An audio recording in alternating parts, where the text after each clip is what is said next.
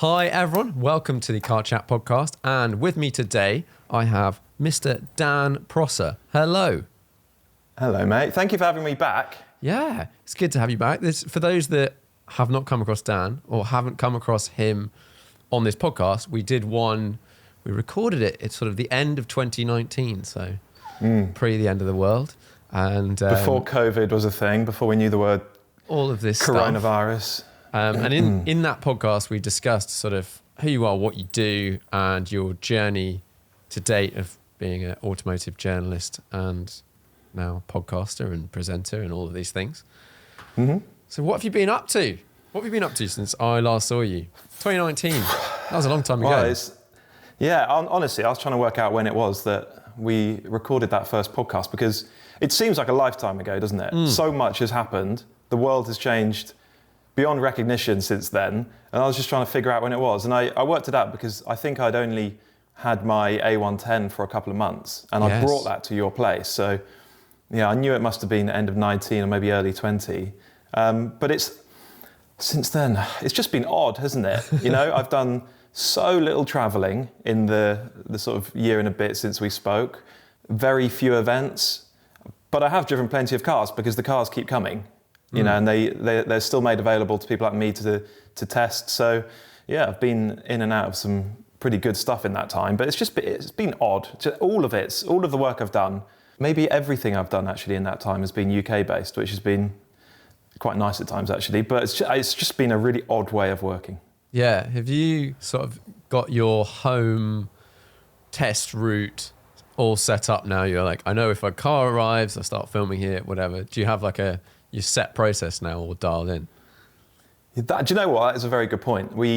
Because we've been filming locally to us so much more, I've figured out a route that goes down to Cheddar Gorge. Cheddar Gorge itself, I don't know if you've driven through it, but it's hopeless for driving through. It's a 30 mile an hour limit. Yeah. But it looks stunning. Have you taken pictures there? No, I think I've driven through it once. Yeah, it looks stunning. It's a great spot for photos as long as it's not busy. But there are lots of good driving roads nearby. And so it's probably a 45-minute loop or something, but it's got a bit of everything. And you know what these things are like. When you have a route and you take lots of cars around it, you begin to learn what this surface does to a certain type of car, what these corners demand of a car. And so it just really helps you assess a car quickly. So yeah, I've got my little route near to home now, and it's great. What's been? I had a little look through things you've driven since I've last seen you, and winding back. Well, actually, no. Let's go from most recent. I don't know what this may not be the most recent car, but the most recent car I've seen. Yeah. You finally drove a V12 Ferrari. My God, finally. Okay, so. It wasn't quite true that I hadn't driven a V12 Ferrari because I had moved Chris Harris's F12 from just off the driveway outside my old house onto the driveway of my old house. So 20 yards, maybe. And I'd also driven his 512 TR from just outside Bristol to inside Bristol. Okay, yeah. Is that a V12? I mean, that's a whole different discussion. But the point being, I'd never had a proper go in a modern V12 Ferrari. And that was one of the big boxes I'd somehow left unticked. I don't really know how that happened. It's an unusual thing to get to drive a V12 Ferrari, isn't it? And for some reason, they'd all pass me by. But yeah, it was a couple of weeks ago now, 812 GTS, and my first go in a proper V12 Ferrari, and it was... Yeah, stunning. That engine. I'm sure you've driven them. Or I've driven F12. Passenger. Yeah, and the engines are just bonkers, aren't they? They really are. They are outrageous. And sometimes I think my favourite kind of engine, it's a good V8 or it's a V10, but it's not. When you drive an amazing V12, you think, okay, yeah, they are a cut above, aren't they? They're just so special. And the one in this 812 GTS, I mean, I think Ferrari are going to announce you'll know more about this than I will, but they're about to announce a new version of the 812, aren't they? And it might be a TDF, it might be a GTO, but it's going to be proper track-focused, pull pin type thing. And I'm sure that will be louder, faster, angrier, even more spectacular.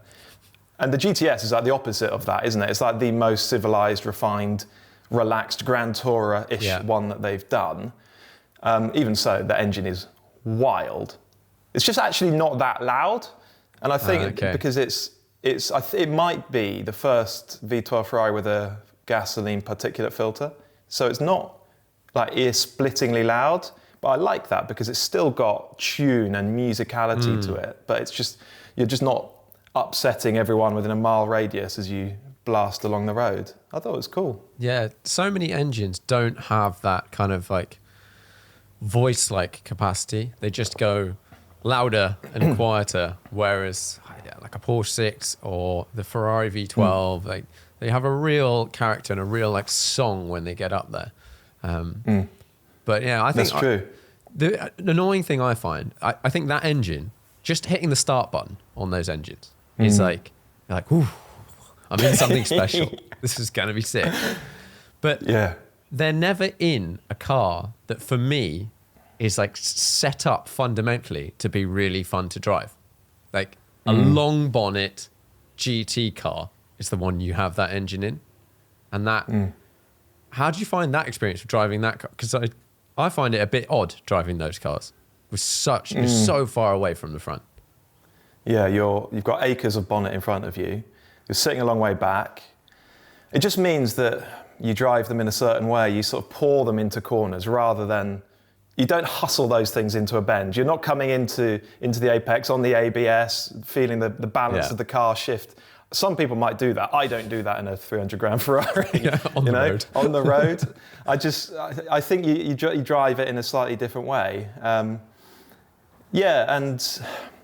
it's that GTS. It's like a 1,800 plus kilo car, and that's the drop top one. So you feel the body sort of fidgeting a little bit because the roof has been chopped off, and it does feel its weight, particularly when you're on a sort of yumpy, cresty road.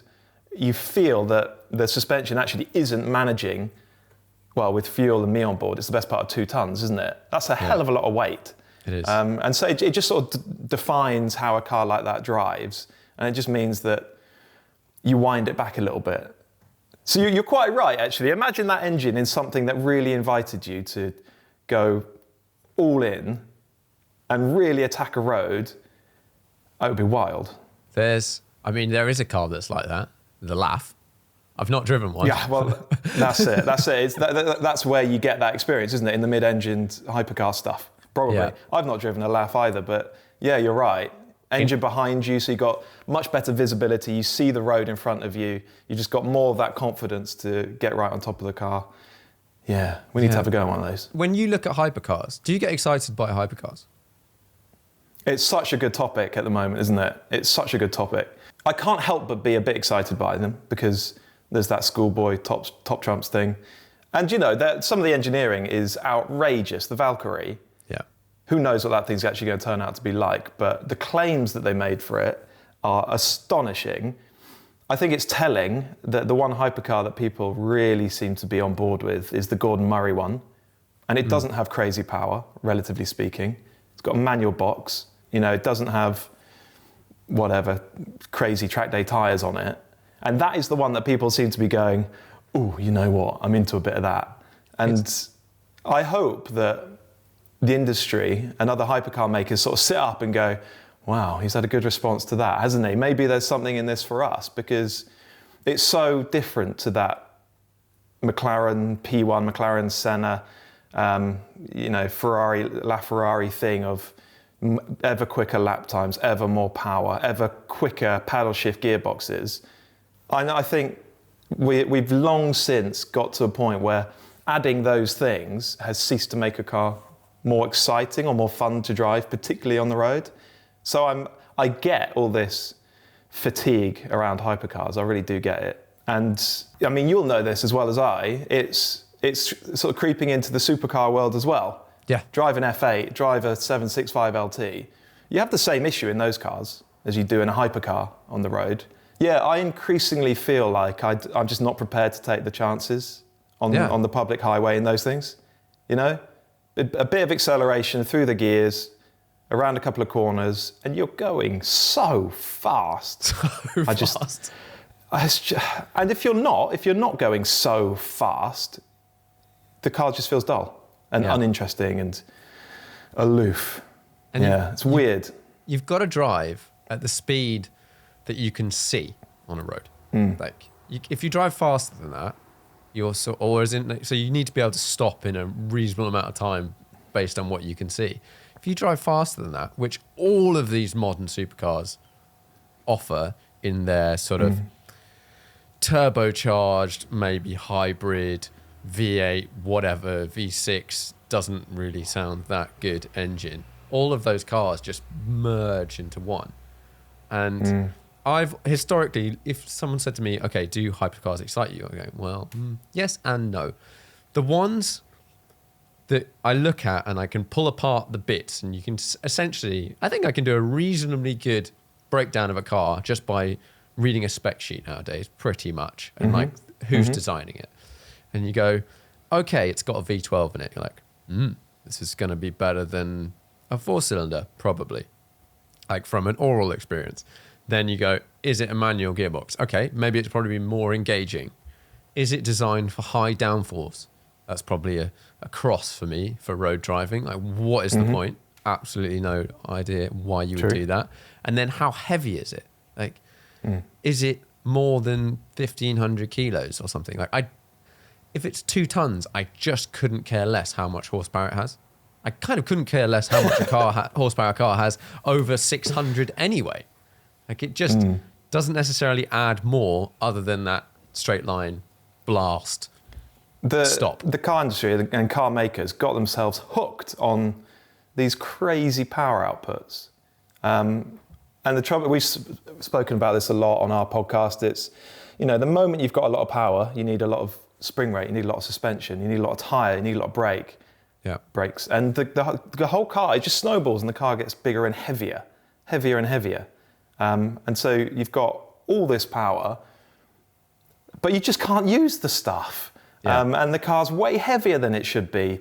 The last time I saw you in person was at that Hampton Concourse, wasn't it? That was a sick event. We bumped into each other at the Lotus stand. That was quite funny, actually, because you've taken some pictures of the Avaya, haven't you? Yeah, and I've spent quite a lot of time talking to those guys. It's a stunning looking car. I think it looks incredible. What was it, 2,000 horsepower? 1,700 something kilos. Is it that it's much? Just nuts, is it less than that? I think it might be less. Do you know what? I did look this up because when I was there at that show, I got talking to Gav Kershaw. Yeah. And I just said to him, it's quite interesting. I just said to him, so how do you transpose all those traditional Lotus values onto a heavier car? I said, heavier car.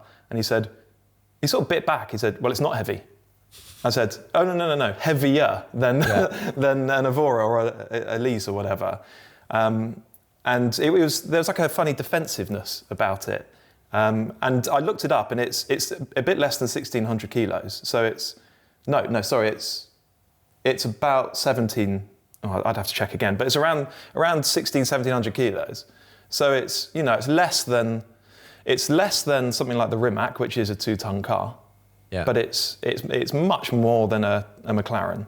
It really is. And I don't know, maybe when we drive this thing, we'll sort of get it, we'll understand. But I would far rather have, from Lotus, I'd far rather have, even if it's an electric car, just do what you can, make it 1,300 kilos. I don't need 2,000 horsepower. It seems bonkers, but give it half that. Give it a quarter of that. And that'll be plenty, and then work your magic on it. And I bet there would be a fantastic car in there, but at the moment, I just can't begin to imagine what you do with a 2,000 horsepower car on the road. I think it's sort of like this marketing, I'm making an electric car, therefore, and then there's a few companies that are doing it. It's a 2,000 horsepower car, like using parts from XYZ. Lotus have done a lot of their own stuff, but you get like the Pininfarina, that's essentially the Rimac, like all this stuff. And for them to give the 2,000 horsepower peak number they just put some big motors in it. That is actually not all of the weight of the car. You know, it's the battery packs and the cooling and all that sort of stuff adds the... motors are pretty heavy. If you ever picked up an electric motor, they are pretty heavy. But I totally agree with you. But then moving forward, they've tied up with one of your favourite brands, Alpine. Yeah. And they're going to be doing an electric car together, which I think is interesting. Doesn't really excite me, though. I think someone that you've been asking for questions on Twitter today, haven't you? And maybe we'll get onto them. But someone asked, am I excited about EVs? And you're right, excitement is not the right word, is it? I'm not excited about EVs, but I am curious about them. And you've said this yourself. I listened to your podcast with Henry and I saw some of your tweets. We will all be running around cities soon in electric cars. Those of us who live in them will probably use electric cars. And attitudes, I think, will change quite quickly. And we'll think it was bonkers that we ever drove petrol and diesel cars in these places, these packed in, densely populated places where we all live and we all breathe. Attitudes will change very quickly, and we'll come to think that that was completely intolerable that we ever did that. And it's a good thing. It's therefore a good thing that most people eventually will be knocking around town in electric cars. That is I endorse that. I also like driving electric cars in town because they're quiet, they're serene, they're easy. So they absolutely have their place. What's interesting is, you just mentioned it, Lotus, Alpine coming together to collaborate on an electric sports car. So this is where my curiosity comes in. Those two marques working together, all their engineering know-how, their back catalogues, particularly Lotus's, I don't know, surely the talent that they have, they're going to come up with something. Aren't they going to come up with something that's exciting to drive the way you and I associate with great combustion engine cars? So that's my sort of curiosity and intrigue. But at the moment, I just don't know how they do it. I don't know how they do it. I think it has to be, and we will see it. Porsche is spending a lot of money on it, synthetic fuels. And I don't think we'll have a complete replacement. Everyone will go to synthetic fuels. But I think synthetic fuels will become a thing because we're going to have so many cars on the road that are not electric because you've got this back catalogue and all these electric cars are all damn expensive. And I actually thought the new McLaren Artura, is that what it's called? The Arthur, yeah. Yeah, the Arthur is... I thought it was really interesting what they've done with it. But this is one of those things where you go, I find the car really interesting. I think the levels they've gone to reduce weight, the tech, all of the stuff, the emissions figure. I don't know how they've got the emissions figure. It's super low. All this sort of stuff, you go, interesting. But for me, that formula would be so much better if it was a naturally aspirated hybrid.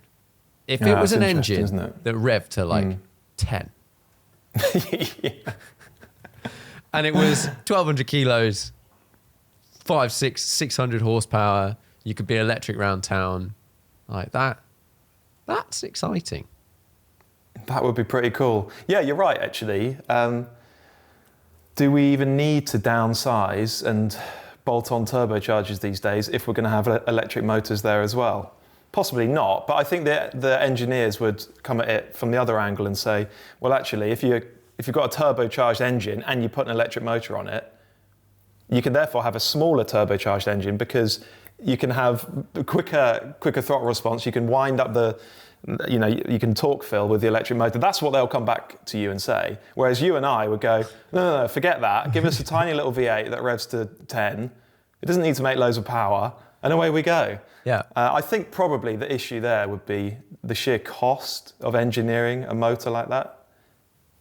I think it would cost a fortune. Some will do it. Gordon Murray's doing it. Maybe rev to 9. Just okay, yeah, something knock sensible. 100 grand off the price and rev to 9 rather than 10. Yeah. a GT3 engine revving to 9 sounds pretty damn good. That's all you need, isn't it? That's actually all I need. You don't need any more. What? There's no need in any of it, but I don't know. It does my head in. I drove today. I've got a rear-wheel drive Taycan. Ah, interesting. Just I've not for had to go on one of those yet. But it was the first Taycan. Have you driven any of the Taycans? Yeah, the Turbo and the 4S. And prior to this, my only EV experiences have been a Honda E and a Model 3 Performance. And all of those, the Honda I thought was kind of quite cool. Really heavy, but cool little thing. Yeah. Tesla, neat, but the display in the middle, it's like there's nothing in front of you. There's not even a heads-up display. I thought that's been designed someone that just doesn't drive cars. Like, absolutely ludicrous to coin a Tesla phrase, for driving. But then I got in the Taycan, and I was sort of ignoring its failings in terms of range, and charging, which is a huge problem. I got in this and was like, driving home, I was like, I could have one of these, and like I would want one of these. Like, none of the other cars I got in and go, I would actually buy this. Whereas the Taycan, I'm like, yeah. And then you park it up, and you're like, this is the whole electric thing anyway. There's a lot of pluses for a daily. Like, it's always charged. It can heat itself up, whatever, all those things. You're like, this is slick. I can't remember if we spoke about this last time I was on, but years ago I drove the first Rimac, the Concept 1, and that's got one motor per wheel. I think Lotus are doing that with the Avaya and the Pininfarina and the new Rimac as well. And that is really interesting, genuinely, because in that Rimac that I drove, and I drove their hill climb car as well, which had the same system, you could literally turn torque vectoring, all-wheel torque vectoring on and off. So you go on and go through a slalom of cones or around a few corners, and you feel it do these amazing things, and then you turn it off, and then all of a sudden the car feels way heavier, way less agile, less nimble. And so that was a real graphic demonstration of what you can do with all-wheel torque vectoring if you've got one motor per wheel. And you can make a car do funky things. You can make it behave in weird ways. And it can be fun to drive. The way you feel the car working underneath you and how it weirdly scoots around a corner and then drives away from that corner in the crispest, sharpest way imaginable. I enjoyed it. It's not a replacement for a great combustion engine car with a manual box and a NA engine, but it was, in its own way, it felt great. So there is potential, and that's why I hope that whoever does come along and make an electric sports car, they go with one motor per wheel, because it does allow them to do pretty funky things. But I have a suspicion that the added complexity, the added costs, maybe even added weight will deter them from doing it. But yeah, that Taycan, so the thing about the Taycan for me is it feels so solid on the road. It's got this integrity about it. It's just shot through with integrity, and it just feels like you're in the safest place in the world. And when you're driving along the motorway, you just think, I wouldn't want to be anywhere else. And I just kind of think that, given that that's how I enjoy that car, I would want a four-wheel drive one, because it just adds another layer to that sense of integrity that it has. Yeah. But I know a few people have driven the rear drive one and said it's the one. It's just, I guess it's just a lot cheaper as well. So if you're just like, you want a car, and obviously you're spending more money, but you get most of the stuff, you obviously don't have the performance. And the rear wheel drive one does run out of punch at like 70. But you could argue that you live in England. It's okay on the road, isn't it? Like, what is the point? And I'm definitely going the other way. Like, I'm going towards slower cars just most of the time. Like, my daily can be a whatever. I almost don't care like what engine is in it anymore. I haven't quite changed. I've still got an S4, so it's still reasonably quick, but I don't really mind. If it does 0 to 60 in 8 seconds, so, like, I'm not racing anyone. But I've driven, this was a really interesting one, because I know this is a car you've driven. I had the Yaris GR recently, and then I had the Fiesta ST Edition. I don't know whether you've driven the Edition. I thought those It's one of my favourite cars on sale. We'll come back to it. Okay. I love it. Because I drove the Yaris, and that was the first small, kind of slightly powerful car I've driven in a long time. I just haven't driven anything like that in a long time. And I had a wicked time just having a small car in town with a manual gearbox. That's kind of fun. But when I started to push it faster, at the speeds I'm driving on roads, general public roads, it just had so much grip and so much composure that no matter what you did within reason, you just weren't really feeling any sort of rear wheel drive balance or no, whatever mode, sport mode, 60-40 or whatever, 70-30. Just no. There was just no opposite lock coming out of that car. Drive the Fiesta? Bloody hell. That thing's coming around. Do you know, I did the video. I did a comparison of those two cars for piston heads. And I upset some people because I said what you just said. I said, more of the time, you'll have more fun in the Fiesta. I honestly think I could really get stuck into this now. The Yaris. Here we are. I love the concept of that Yaris. I love that they did it at all because, you know, given that the WRC regs changed, they didn't have to, but they did it because they thought it was cool.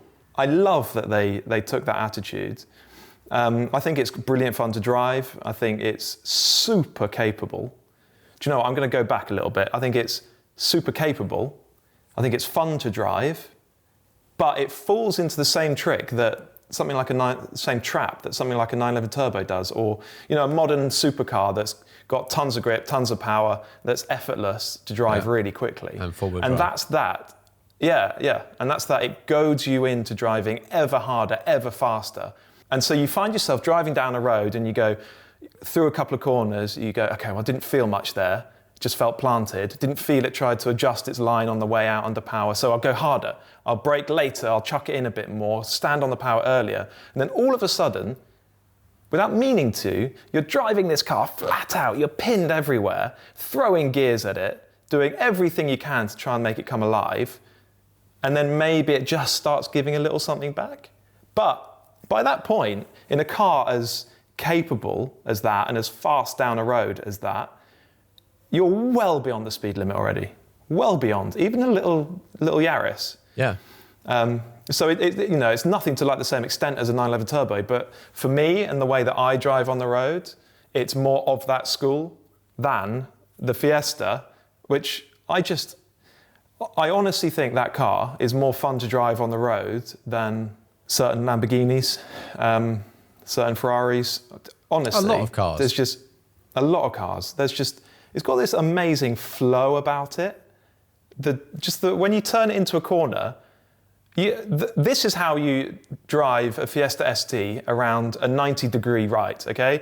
You come up, stand on the brakes, turn into the corner like that, feel the car come around, you've straightened the steering wheel, the car's sweeping around behind you, and then you've pinned the throttle, and you've driven away from the corner.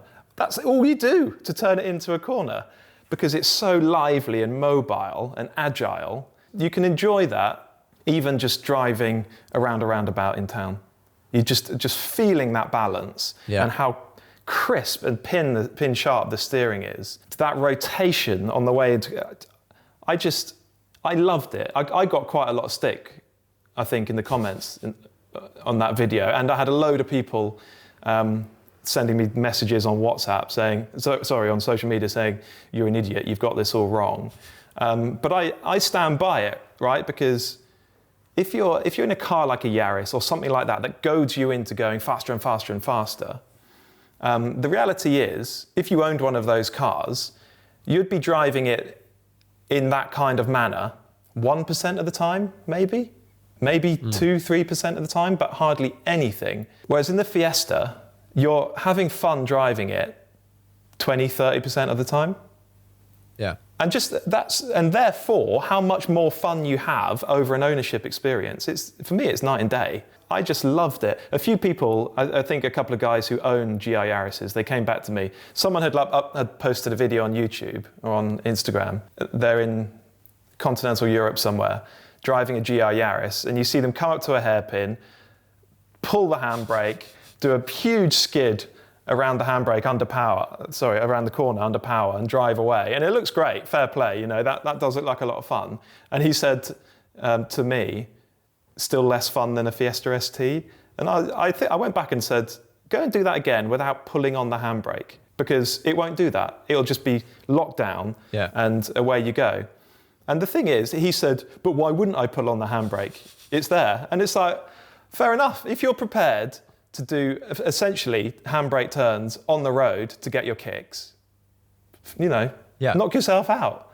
But I'm increasingly less prepared to do stupid stuff like that on the road, just to have my fun. And so if I can drive a car that allows me to have the time of my life without doing anything daft, actually, I'm all for it. And that Fiesta for me is the one. Yeah, I considered changing my car for one of those just because it's brilliant. I loved it. It is a brilliant car. And I drove it I had it for a week. Actually, did I have the Fiesta for a week? No, I had the Fiesta, I only had it for a weekend. And I drove it around and I did some normal daily type stuff. And then I went for a quick drive on one day and made my video and stuff like that. And most of the time, I think they look quite cool. They could look a little bit more aggressive, but I think they look quite cool. I think the Yaris is like a weird looking car. It's purposeful, and if you know what it is, it's cool, but I wouldn't say it's necessarily good looking. Fair. And then I just get in the Focus. I'm like, it's got all the stuff. Like, it's got heated seats. It's got a great sound system, all of these things. And like, just as a car, I'm like, well, should I just get a Fiesta? Should I just get a Fiesta ST? It's got manually adjustable coilovers. And it's got the whole lot, that thing. It's got the whole lot. And okay, that one is particularly expensive for a Fiesta. But and you compare it, the driving experience is very different. Like, the Yaris is a much more accomplished car in terms of the refinement of things like feel. Like, not necessarily the amount of feel, but the steering in the Yaris is a bit weird. Like, the whole center bit is like completely numb, and then it ramps up massively with a really rapid steering as soon as you get after that. But as soon as you start driving faster, not a problem. And yes, you can put your foot down and put a bit of lock on and you can power understeer everywhere. Whereas the Yaris handles, like, the steering feels like a sports car, I would say, or more like it's not affected by any of the dynamics, whether it's the diff and stuff like that.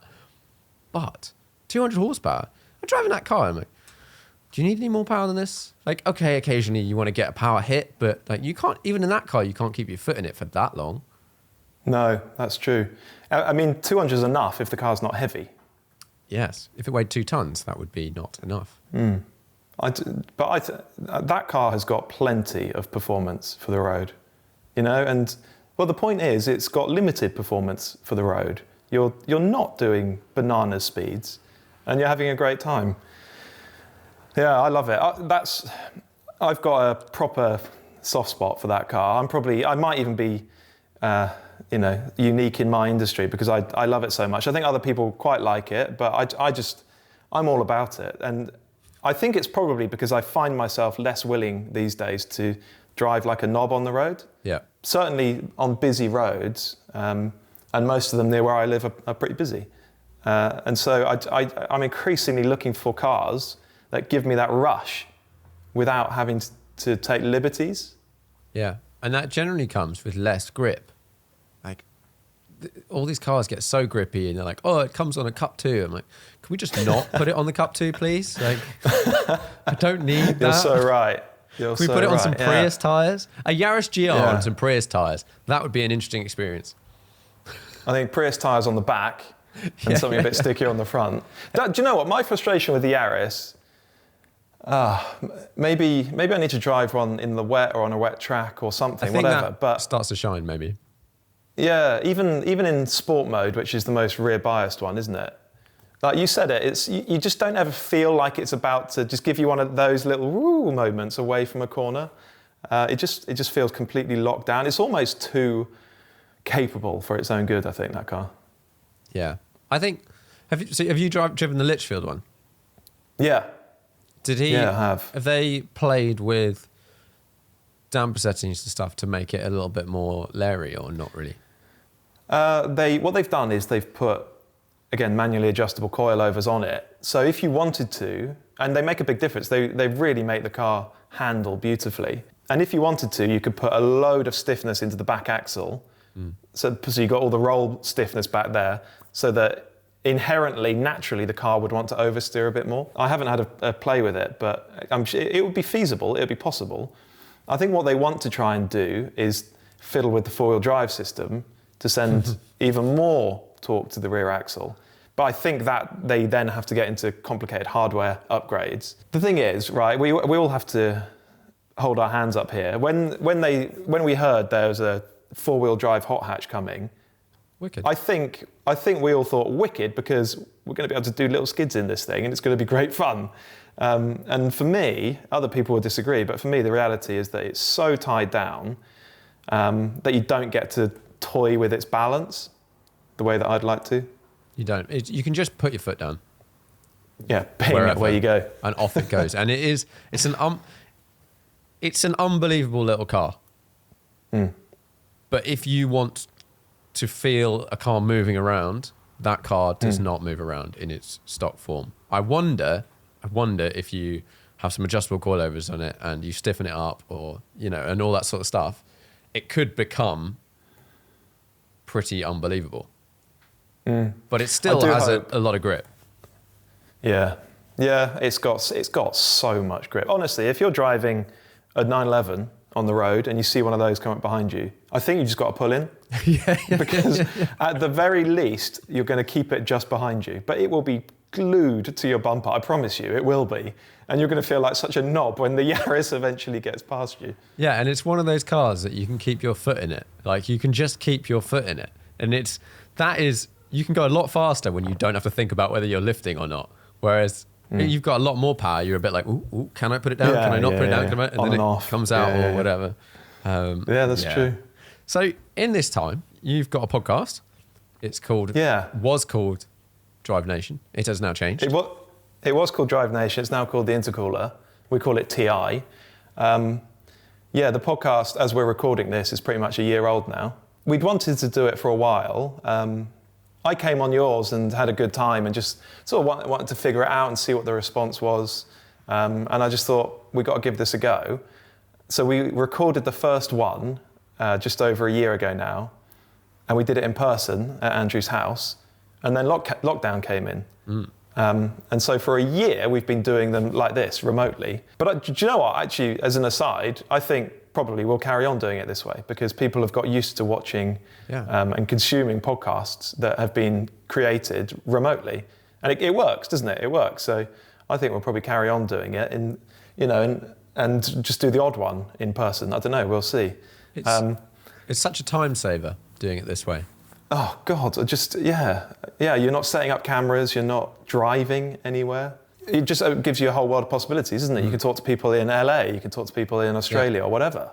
You don't have to be there in person. So it does make a big difference. So we've been doing our podcast for a year. It's mostly just me and him chatting rubbish to each other about cars. But people come back and listen, so I don't know, well, I suppose we'll have to carry on doing it. But we changed the name from Drive Nation because we wanted to turn it into a proper business. You know, we'd been having a bit of fun with the Drive Nation page over on Instagram and doing our podcast, but it wasn't sustainable as a business. It was never going to become our income, our livelihood. And we wanted to see if we could make that happen. And we took some advice, and someone told us that if somebody is ever going to come along and put some money in, they're going to want to know that the name is protected, that it's trademarked. Okay. And Drive Nation was used too widely. It'd been used far too many times. If you Google it, you'd find all sorts of stuff called Drive Nation. I think there's like a car dealerships in the US, and there's even like a sports team or something called Drive Nation. So even that hashtag Drive Nation, it's used for all sorts of stuff. Oh God, the process of coming up with a new name, it's so tiresome, and it just goes on forever. But we eventually came up with the Intercooler. I thought it sounded a bit like a pub or like a place where people might meet. It abbreviated to TI, which we like because lots of cool cars have been badged TI. It's the periodic table symbol for titanium, which is quite good if you're talking about cars. And so we just went with it. And more importantly, as important as anything, at the Intercooler was available on Instagram. Like the number of ideas we got through, name ideas that we got through that we loved, but we just couldn't get the name or anything even close. It's like an endless list. So to finally come across a name that you could actually get without having to put any weird punctuation or whatever in it, I mean, Do you not still have some? Great. Is there not still some underscore or something in it, or is that for the first 2 weeks we had a full stop, we had a full stop, but that's gone now. So we are just at the Intercooler, and we could trademark the name as well. So we did that. But the big thing that's happened is that we've had an investor come along and stick some money into it, and he's helping us turn it into a proper business. And so before this goes out, actually, we will have launched our new digital magazine. So if you don't mind, I can spill the beans. I can tell everything because it will. I won't be giving anything away. It's an app. It's a subscription app, and people will have to pay for it. It will be about the same as a monthly magazine, and it's updated on a daily basis. So it's not like we do weekly or monthly editions. So there's a couple of new pieces going up every single day. And we've got an amazing cast of writers who are going to be contributing. It's not just me and Andrew.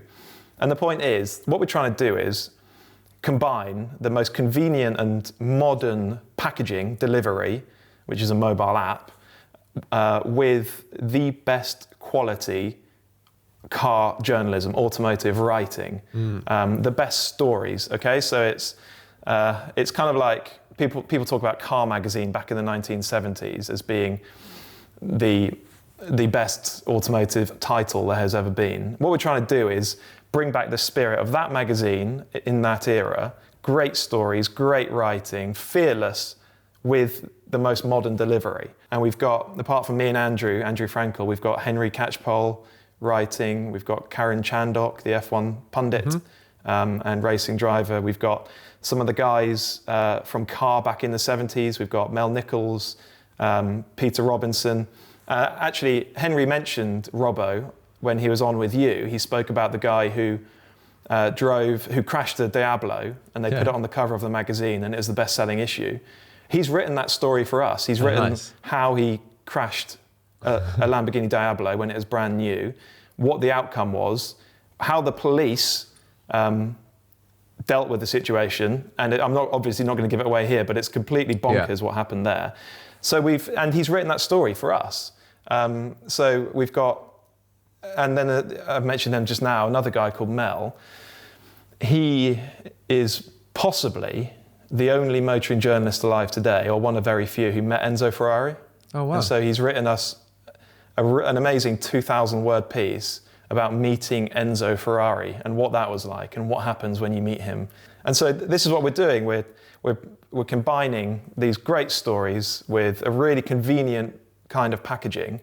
And we're going to see if readers are as into the idea as we are. That sounds like a cool idea. Are you going to keep doing the Instagram stuff carry on that alongside? Little snippets, I guess. Yeah, and importantly, the app will not have traditional advertising. So it's no pop-ups, no clickbait, no flashing banners, all that stuff. We're just trying to get back to simplicity, and we'll carry on doing what we've been doing. We'll keep posting on Instagram on a more or less daily basis. We'll keep doing our free podcast.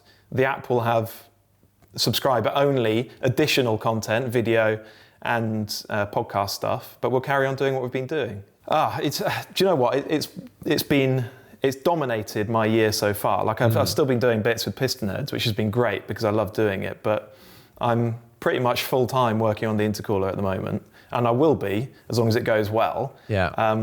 And it's been a proper journey getting it to this point. The number of calls we've had with lawyers and solicitors and accountants, and we're so close now to launching this thing, telling the world about it, and we're just really excited. I can't wait for people to hear about it. Hopefully they're going to enjoy it as well. Yeah, and I guess, do you have a bit of sort of trepidation about when the app goes out? Mate, is anyone going to download it? I'm bricking it. I just don't know what to expect. Maybe 12 people are going to download it and go, it's not for me. And I'll be like, oh no, what do? I don't know. Maybe it'll explode. I don't know. I have literally no clue what's going to happen. So I'm really nervous. Well, you've got a good, tight-knit audience group on Instagram and following your podcast and all that sort of stuff. So you've got a lot of keen people. We hope so. Yeah, hopefully they'll convert into the paid. But you never know. Like, it's one of those things you have no idea. All you can do is it's a big step. Hope and hope that what you've done so and push far. them and annoy them. Yeah, exactly. Yeah, asking people to put their hands in their pocket, particularly for digital content, is tough, and that's why we're doing it, because no one's actually really done it before. Yeah, it is a new idea. We just think the time is right, and I think even compared to a couple of years ago, people are more used to paying for monthly subscriptions like Netflix, whatever else, a few quid a month. You know, they don't really think about it. Hopefully, they'll have a similar attitude to the Intercooler app, but I don't know. Only time will tell. Well, I pay something like $3.99 to have what used to be called visual voicemail. So if someone leaves a message on my phone, I get I can read it. Oh yeah. But I pay literally like $3.99 a month for that. Yeah. So if I could have that, I would have that. That would be great. Yeah, I think people are just a bit more used to having a handful of these little monthly subscriptions, and as long as they get good value out of it and they enjoy and appreciate it, you don't mind, do you? Yeah, and as long as the process now with like iTunes and stuff like that is so easy for managing them. You can see really easily what you've got. You can click cancel. Like, you don't. There's no that thing back in the day where you want to cancel a subscription, so you've got to call people, and then like they don't answer the phone, and then they're like, oh, well, we can cancel in a month, like not now. Yeah, you've missed the deadline for cancelling this month. Yeah. Sorry, it's also renewed for another 6 months. months. Yeah, exactly. There you go. I think people are just a bit more used to that method of paying for stuff. So hopefully the time is right. Yeah, and I think it'll be really cool if it works, and hopefully it will, having basically the content paid for by the audience, not paid for by third. And okay, you might bring in sponsors and stuff at some point in time. But you can choose those. If you don't have to have them, you can really, pick who you deal with and go, our content is not swayed by anything. Because if you, absolutely. Okay, magazines, this has been talked about a lot recently, but like sort of the influencer types and conventional journalists are paid by their magazine. So they don't have to deal with any of the other stuff about earning the money other than you do the article for the magazine or however it works. Whereas if you're producing content for yourself, you've got to fund it somehow, and views do not fund livelihoods unless you're getting crazy, and even then they don't really. So you've got to tie in with companies to pay for stuff, or you might be reliant on someone doing a deal or someone lending you a car. You want to get the next one, so you may not trash their company or whatever. Whereas if it's just paid for by the audience, that would for me would be the ultimate, like, just paid for by the people that listen, whether it's like 10p a month or whatever, and it's consistent and you can do exactly what you want, what they want, and you're not worrying about any of it. It's that independence that we think will make us stand out a bit, because you're absolutely right. Like, it's literally better for the audience if they all pay for it. Yeah. It's honestly, it's better. If you're consuming something free, there's a reasonable chance that it's being funded elsewhere, and that therefore there are certain pressures. Whereas you can be absolutely certain that the Intercooler, because we're not carrying conventional advertising, no one is telling us what we should or shouldn't say. We don't feel any pressure to say certain things, to not say certain things. Because we're changing that business model. That's the whole point. It's a different business model where we're not reliant on that stuff, on advertisers or even sponsors, because the audience is paying for it. So we're hoping that the time is right and that people are prepared, are now willing to pay for this stuff, because they know that they're going to be able to trust implicitly every word that we say. And I think there will be like a hardcore of people who will view it that way, who will be prepared to. Not everyone will. Other people will go, there's tons of great free stuff out there. Why would I pay for it? And that's fine. I understand that point of view. But we're confident that there will be a group of people out there who will see it the way we do and will be prepared to pay a few quid a month and get good value from it. Yeah, and it's seen as like it gets frowned upon by a lot of people. But like you said, a lot more people are used to this way of doing stuff now. But if you look at like a conventional magazine, if you want to read the magazine, up until fairly recently when people started putting articles online, like you had to buy the magazine. that's how it worked. Got to pay for the magazine. Yeah. And I've always been amazed. I do this thing. This is a great time to plug it actually right now. If you enjoy my content or my chats, yeah, you can buy me a beer on my website. And people buy do. Sam a beer. People do. And I'm like, the first time I put it on there, I was like, no one's going to do this. No way is anyone going to contribute at all. And then someone did, and I was like, oh my God. And so it's a really, for me, I love it because it's a great way of like getting a bit, and I often talk to the people and they message me and we have a little chat and whatever. And it's just a way of them being able to give back or contribute in some way. And yeah, I think your audience, they've had a lot of free stuff for a long time, and I think they're primed. It's true. They're primed and ready. It's true. And we hope so. Yeah, we hope so. And we're going to keep giving them that free stuff as well. We are. But I just think it would be a better world if people were accustomed to paying a small amount for the stuff that they enjoy, that they consume, whether it's podcasts or videos or written stuff. It would be better all round if people were prepared to pay a little bit. It doesn't have to be tons at all, just something, because then you can change the business model. And then the pressures are lifted from your shoulders. I don't know. We'll see. Well, there might be a reason that no one's made a success of this sort of model. We might be barking up the wrong tree entirely, but we're just prepared to give it a go and see what happens. I think there'll be a lot of people watching quite closely, intrigued to see what comes of it. Totally. And there will be a lot of people that will go, why can't I see this for free or whatever? Or they might pirate it or something like that. But ultimately for you guys, what's most important is if there are people that are keen, and ideally it's a reasonable number of people to make it viable, those are the most important people. Actually, no one else matters. Like, sorry to the other people. You don't matter, because if those people are keen enough and there's enough of them to make it viable, then you just need to find more people like that. Other people. The moment you've got people paying, you don't need a big audience. You really don't.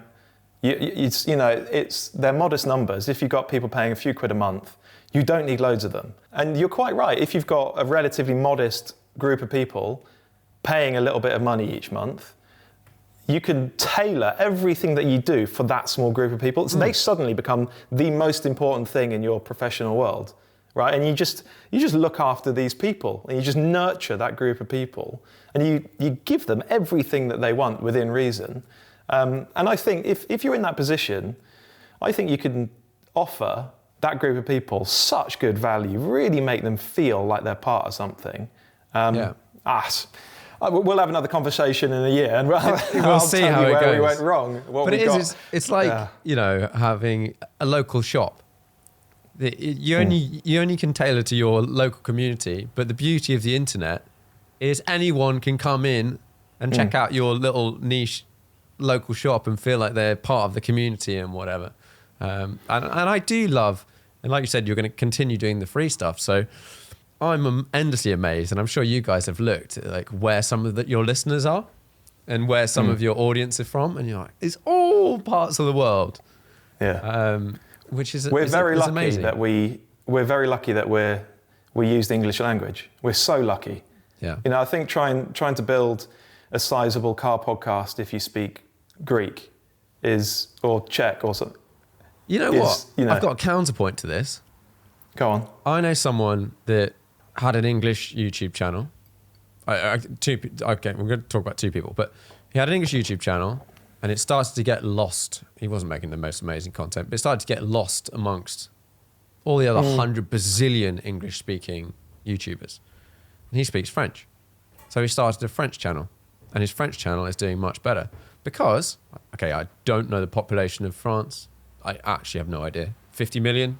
100 million? It's slightly less than us. It's high 50s, I think, yeah. Okay, so high 50s. That's quite a lot. There's probably quite a lot of car enthusiasts there. If you are the only French-speaking, let's say, content creator, and you charge them all £1 a month, 50p a month, 10p a month, you're doing very well. And you it's a very become good point, a big fish in a small pond at that situation. Yeah. Whereas if you're English, everyone speaks English.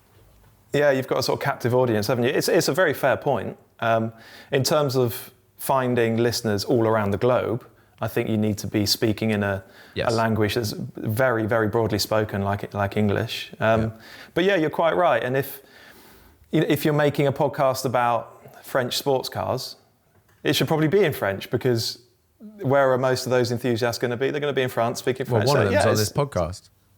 Well, yeah. No. Yeah, no, it's a fair point. It's a very fair point. No, it's cool. I'm intrigued. I'm trying to see. I'll sign up, and then I'll probably quit after 13 days of my free trial. I'll tell you what. Everyone's going to get a 30-day free trial, okay. And if we can do it, I'll ping you a free membership, because I think we can do that. Sick. So I'll just buzz you one so you can have a look whenever you want. I'll get you a beer or something. Although we always go to events where we're driving, so you're not allowed to drink. Oh, no. Do you know what? Actually, the good thing about that Hampton Court one was I was a guest of Renault, and so they collected me from Bristol, drove me to Henry VIII's house. Sick. And I just got hammered on free champagne and beer, and then sort of mostly slept in the car on the way back and turned up at home. It was great. For those that have not come across it, there's like a Hampton Court Concourse. I went for the first time this year. I don't know whether I think it's been on before. And it had that. I have never seen a more insane bunch of cars in one space. Now, I've not been to the big American ones, but there wasn't there not just the most ridiculous cars? Stunning, absolutely stunning, from across the spectrum. Road cars, race cars, stuff from the 1920s up to modern supercars, hypercars. It was stunning, and I don't tend to love those Concourse events because it's cars on lawns, isn't it? And no one's driving anything, and cars are meant to be driven. But when you've got a Maserati 250F that Prince Bira raced in the 1950s, there were some much older Grand Prix cars there. There were some sort of 70s F1 cars. There were gorgeous road cars from the 20s and 30s. And you find that you just pore over them. You just stare at the details. That's when those events are quite cool. So yeah, I do like that Concours, but I don't know, sort of ideologically, I prefer to be at a race meeting or something. Yeah, or Goodwood. Or Goodwood, yeah, exactly. Yeah, where stuff's getting driven. Yeah, absolutely. You've driven recently a new M3. Yeah, that's an interesting one, isn't it? Yeah. Henry loves it. Henry thinks it's brilliant. Overall, all things considered. He gave it 4.5 stars in Evo. And I know for Evo that means it's absolutely terrible and a massive disappointment, because if it doesn't get 5 stars, it's hopeless. But I think he really liked it. And it's fair enough. Fair enough. I'm not here to say anyone's wrong. It's more than 1,700 kilos, almost 1,800 kilos. It's a big, heavy car. And the problem for me is, we've all got traits in cars that we quite like, haven't we? We've all got, the way a car steers or rides or sounds or what kind of transmission it has, whatever. And the thing that I like is a supple, fluid ride. I'd like not getting beaten up by the car that I'm driving. And the thing about that M3 is it handles really well because it's got a load of spring rate in it. It's a stiff car. And so it's super direct and agile. It's got great body control. But the ride is too firm. It's too busy. It beats me up. And at low speed, it would be annoying. And fundamentally, it's just not a very clever trick, making a heavy car handle that way just by giving it stiff springs. It's not that clever. No. What would be clever is if it was that heavy, handled well, but had a lovely, fluid, pliant ride. That would be clever. And that's the kind of thing that I'm into. And so the M3 for me just, I don't know. I think that if you had one, if I had one and I used it every day, at some point I'd go, I'm going to talk to someone about getting these springs changed for something just a bit more pliant. Yeah. That's my issue. I find it difficult when I see, I think I talked to Henry about this a little bit. The difference between a sort of journalistic review and your opinion, because they're not necessarily the same thing. Like they are. It's true. One is meant to be an impartial opinion of the car, which, if I'm talking about a car, I don't do that because I'm not a journalist, so I just give my opinion based on my experiences and whatever. And I'm just never getting in the bloody M3, let alone driving it and evaluating that time. I just get to it and I go, it's ugly. I can't stand it.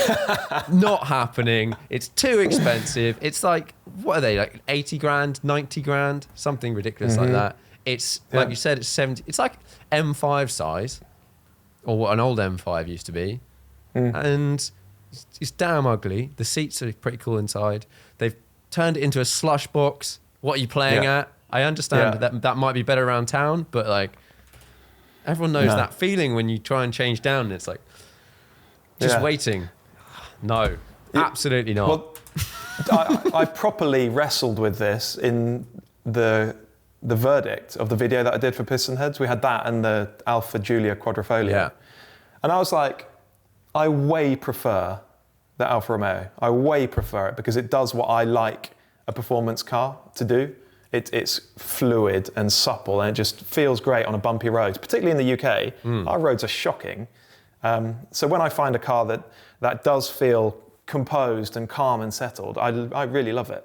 And so, I had to split the verdict into two parts, which some people think is a cop-out, but actually I think it's fair enough if you explain why. And I said that my favourite car here is the Alfa.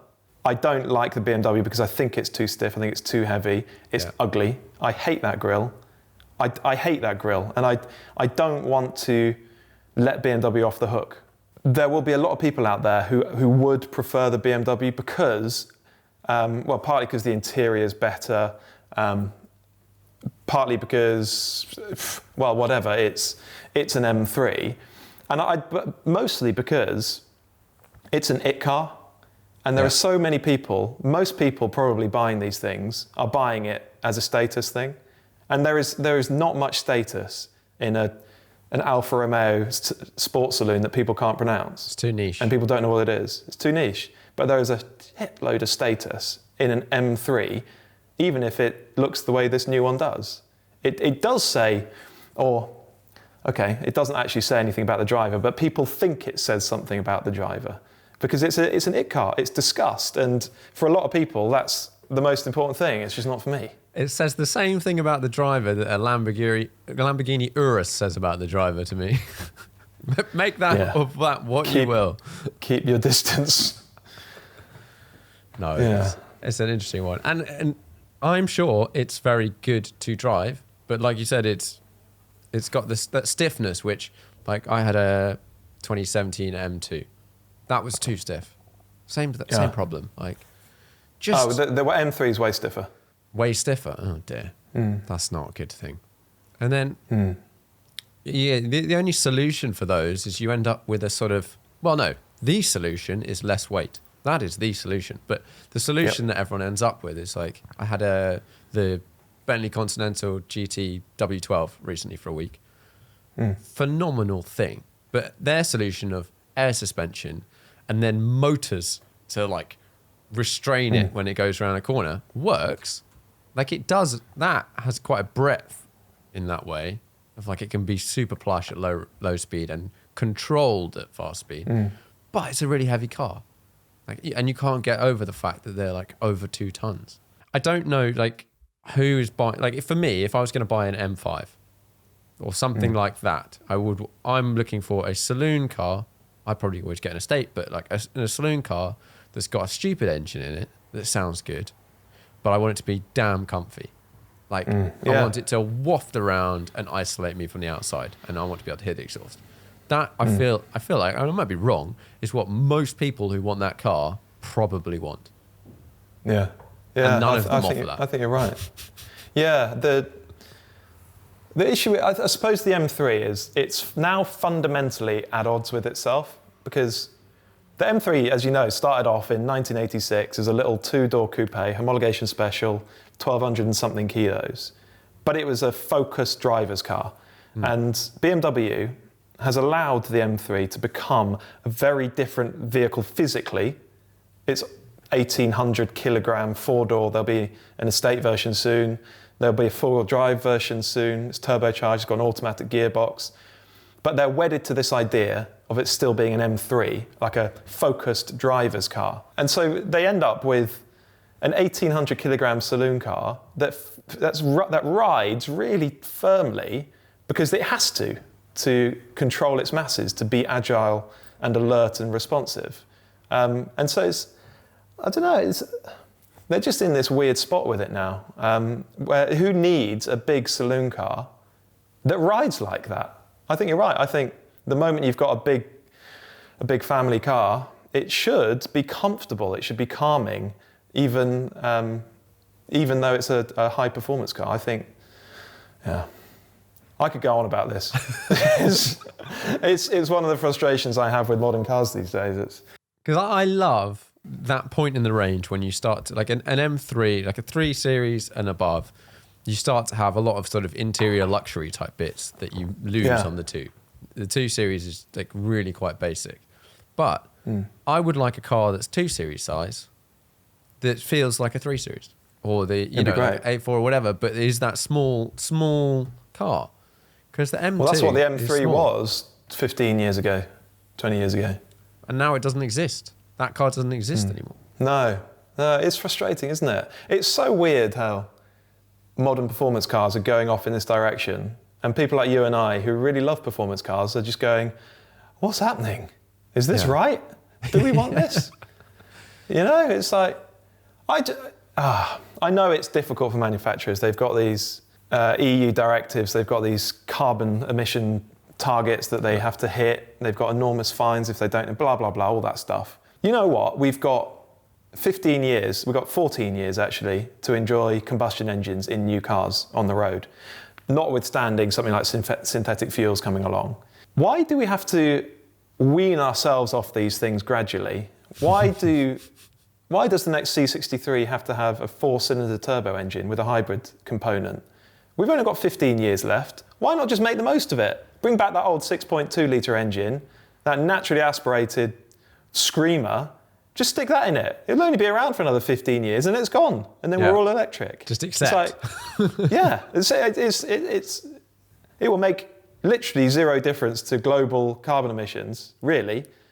I don't know, I just find it, these are the end days for the combustion engine, and they're increasingly becoming less and less interesting, these things.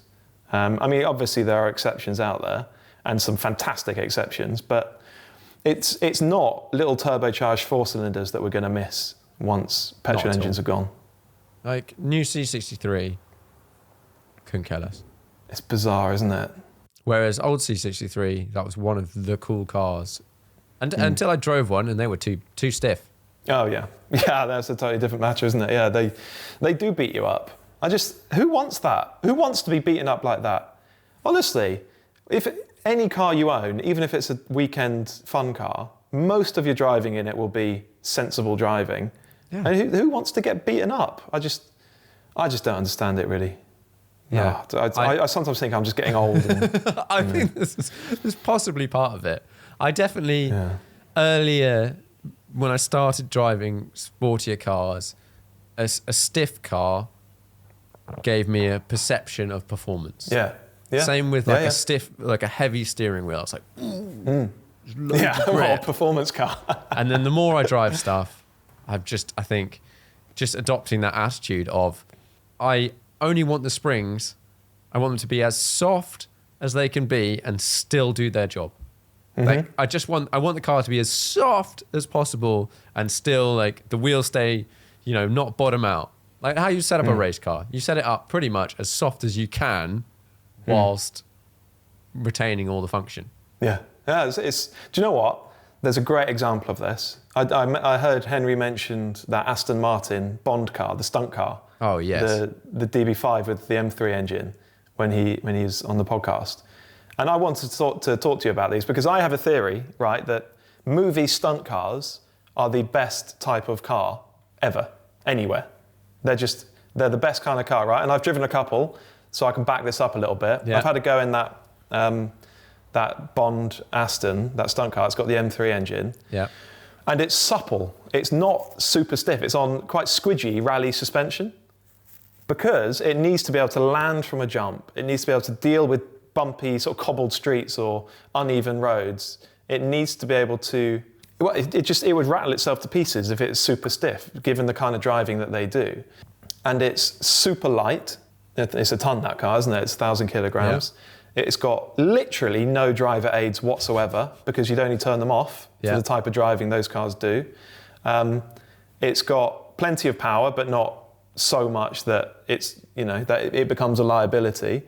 You don't want it to have too much grip because that defeats the point. These cars are supposed to be moving around, sliding through corners. Yeah. So that one's on like the kind of tyre you'll see the guys racing on at Goodwood. It's like a historic style but modern tyre. The point being that they don't grip super hard. The other stunt car that I drove was the Jaguar CX-75 from Spectre, the other Bond film. What was that like? And it was wicked.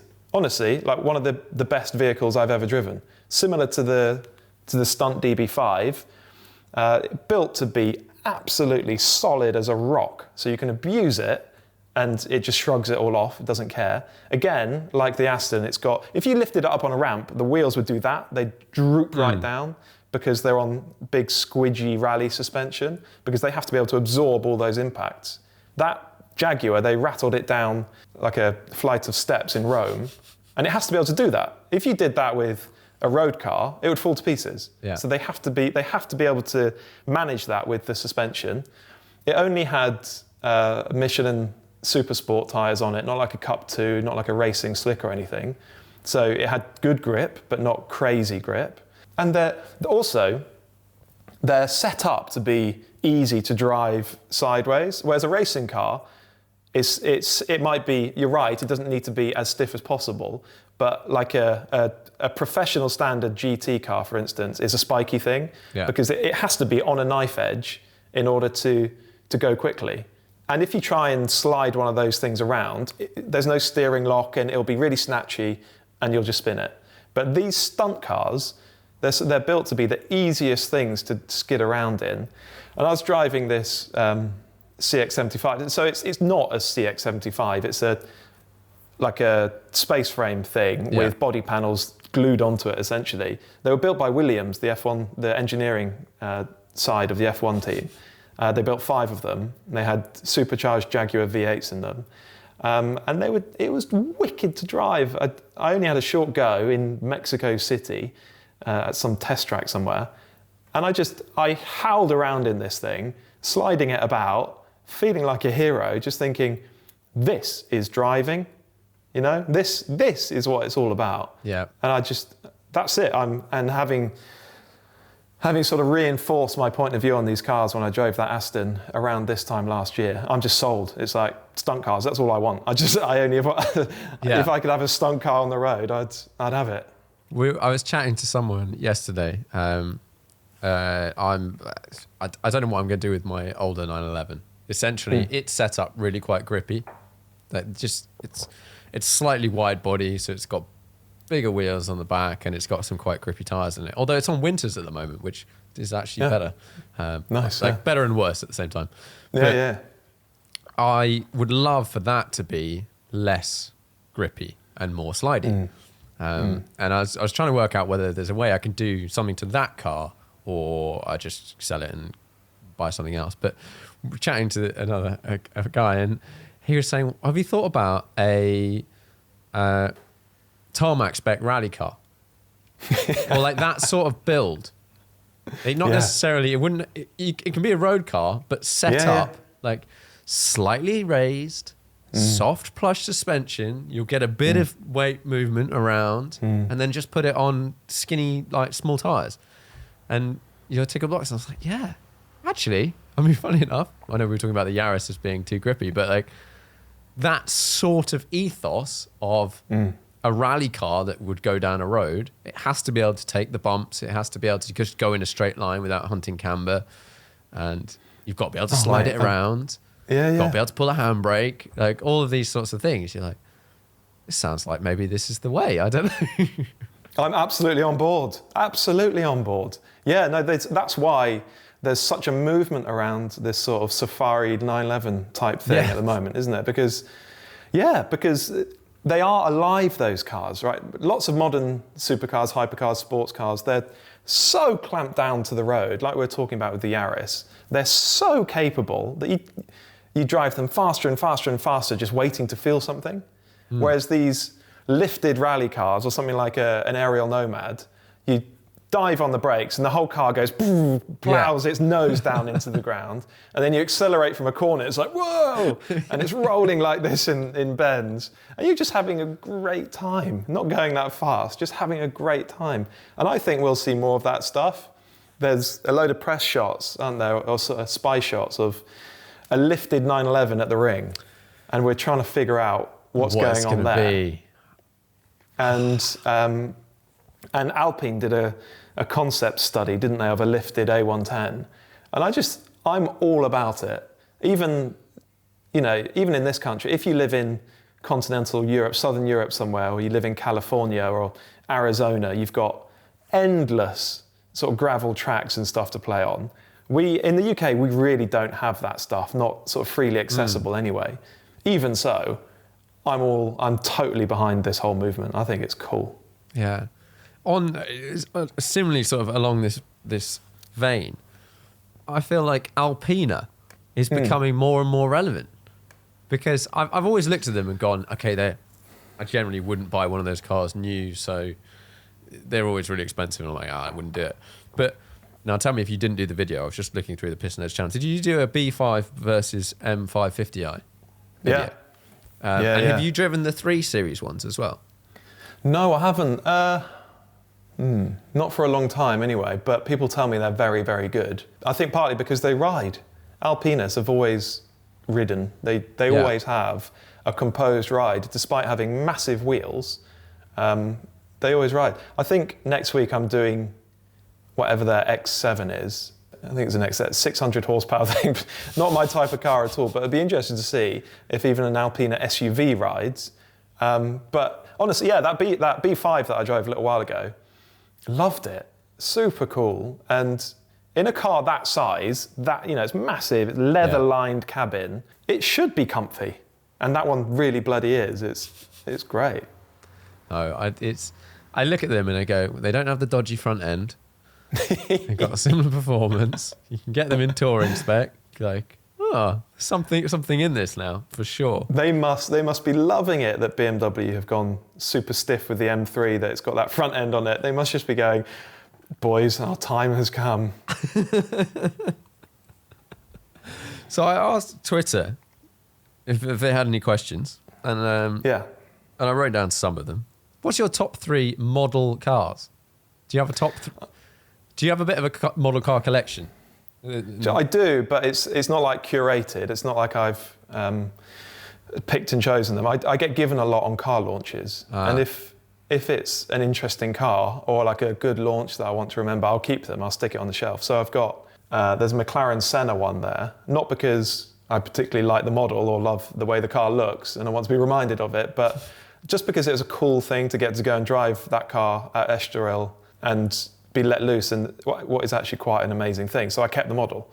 I've got a few others like that as well. I think maybe a Lamborghini and something else. But I've got a Panos, which is like a weird American... The race car sort of or a road car? It's the road car. But it's like a sort of a GT1 911. It's not really a road car. It's just about made road legal. And that, I had no idea why I went to the model shop and chose that car as a kid. I must have been 13 or something. And I remember it being expensive, like 40 quid. And I was like, oh my God. I couldn't conceive of having 40 quid again in my life. I was like, am I really going to spend this much money on this model? But I had to. I had no clue what the car was. But the moment I saw the model, I was like, oh my God, I have to have it. So that's the one model that I've got that I do sort of cherish and will hold on to. I had not come and across... obviously, wheels come off and door mirrors are gone and all that stuff. Door mirrors, they're just straight away. straight away. I had not come across Panos until I went to Peter Auto event. And there was some guys in some Panos Esperante GTR ones driving around. Yeah. And one guy had two of them. And I was just like, what? It's just mad looking vehicle that sounds pretty badass. Yeah, I've never heard one, but I'm sure they do. Yeah, it does look mad, and that's probably why to a 12, 13-year-old me, I was just like, oh my God, that's the one. Yeah. Next question. How do you define what a sports car is? And I think this was sort of relative to you driving a V12 Ferrari, and do you have a way of defining sports car? I personally add in hypercar as a separate thing, and then I define sports car because of that. But what about you? Yeah, I think it's a judgment, and I don't think you can ever define these things. It's got this much power, it weighs less than this, it costs this much. Because they're always changing. Yeah. But I think we can all come to some sort of agreement. And I think we broadly agree. Like a base 911, a Carrera, that's a sports car for me. It's not a supercar. GT3? Yeah, but at that point it becomes tricky, doesn't it? I'd still have a GT3 as a sports car, I think. But then a 911 turbo, I mean, I don't know. It's difficult, isn't it? It's really difficult. It's hard. I think, it's easier with something like an Audi R8 even, or a Huracan, because that's a supercar. It's mid-engine. It's got a big V10 in it. That's a supercar. But there are cars that sort of straddle the boundaries. I think all of them can be described as performance cars. I think it's probably fair enough to look at an 812 and call it and say sports car. I wouldn't. I'd call it a GT or a supercar. Yeah. But if a man in the street says that's a great sports car, I think that's probably fair enough. And then, you've got hypercars at the top end that are... But again, that gets tricky. And an Aventador, it's got carbon tub, it's got inboard pushrod suspension. That's race car technology. Supercar. If a Huracan is a supercar, isn't an Aventador a cut above that? Isn't it something slightly different? I don't know. So you just can't define these things, really. No, but I think a lot of people, and I could probably just list some cars and you would say, boom, that's what that is. Like, rather than coming up with a rule. And it's something, for me, it's something about whether hypercars are made once every 10 years or something, and they are SF90 and crazy expensive. No, supercar. Ooh. Ooh. It's interesting. And also, I'd just remove that. Just put a big X through it. Not interested. Next. That's okay. Fair enough. Yeah, I get it. Is that an interesting car to you? No, it doesn't. No. Good question. No, it doesn't excite me. I'd love to have a go in it. I'm sure it's bloody impressive. 765 LT, some guys in America did this, is the same speed. Yeah, so what are you getting? What are you paying for? A bit of electric-only range. Maybe one day that'll be important for people who live in cities. But given the extra engineering and weight and complexity of that thing, what's it returning? You get a lot of kilos for your money. A lot of kilos. Very small amount of boot space. Very small amount of boot space. The 765 LT is a really funny one when it's literally, they've dragged them and they're basically the same. The SF90 launches a bit faster, four-wheel drive, but after that, there's nothing. That McLaren, though, it's definitely got about 4,000 horsepower. They are bonkers.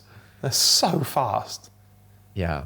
It's that, and that car, I love that it exists, and it's bonkers.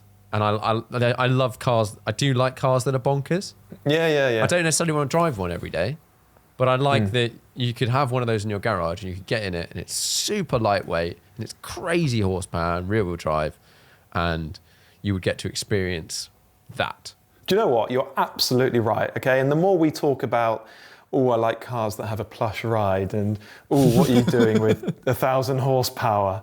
And it's like, I sometimes have to remind myself, don't be such an old sod, right? Yeah. Don't stop moaning, because they're literally building these cars. And as long as you've got enough money, you can go and buy one. Imagine that. It doesn't matter who you are, as long as you can get an allocation, I suppose. You can go and buy one of these things, and it's legal, and they're allowed to build them. And I do have to check myself and, remember that actually it's pretty cool.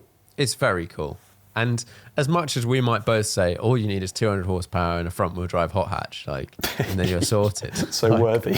I get, yeah, or maybe that, if you've got one car, that you can have a lot of fun in that car. But if you've got 2 or 3 or 5 or 10 or 50, then you start to have different experiences. And these cars do all offer different experience. SF90 is going to be a different experience to something else. I think that it's diminishing returns ultimately, and so there must be a sweet spot where you're paying the right amount of money for a car that's the right size, right weight, that's got the right transmission and gearbox, it's the right price. So there's a sweet spot somewhere. And the moment you start adding twice the price, twice the power, you're not getting twice the experience, nothing like it. And I think that's what you and I are really talking about. Yeah. However, it doesn't mean that we can't appreciate something wild and really out there. It's like at no point are either of us saying a McLaren 765 LT is pointless and I'm not interested at all. Or certainly I'm not. But how much more expensive? It's literally 15 times the price probably of a Fiesta, maybe 10 times the price. And it's nowhere near that much more fun to actually drive. No chance. And I think that's just the point that I want to sort of. And then I you want to can raise. take that. The thing with the 765 is you can then take that price jump and you can go to the next level, and it's like you can 10x that car, and you'd be driving other cars, and you go, well, now okay, what are you chasing? Because it gets really. In that space, there are a few cars I look at and go like, oh, just from like an engineering point of view, maybe like the Koenigsegg's, you go, that's just mad. And I would love to have a go in one. And if I had 50 cars, I would definitely, and the budget, I would definitely have a Koenigsegg, just because, might as well have one, because it'd be crazy. But like a 765 LT, there's not much that's going to be faster than that. No. You could also argue that there's a lot of cars that will be just as fast up to road speeds as a 765 LT, because it's only going to start pulling away from most stuff at 100 plus. Yeah, the moment you sort of restrict these things to the public highway, it just becomes such a murky world, such a murky conversation. But yeah, you're right, the sort of 2 million quid, 3 million quid price bracket, it's so far beyond the real world that I can't really comprehend it at all. And I suppose what's happened is that the market has emerged for this sort of car, that there are now a group of buyers who are prepared to pay that for these vehicles. And the thing is, those cars are always going to be worth that sort of sum of money. It's not like a big S-Class or whatever that suddenly just depreciates like a stone.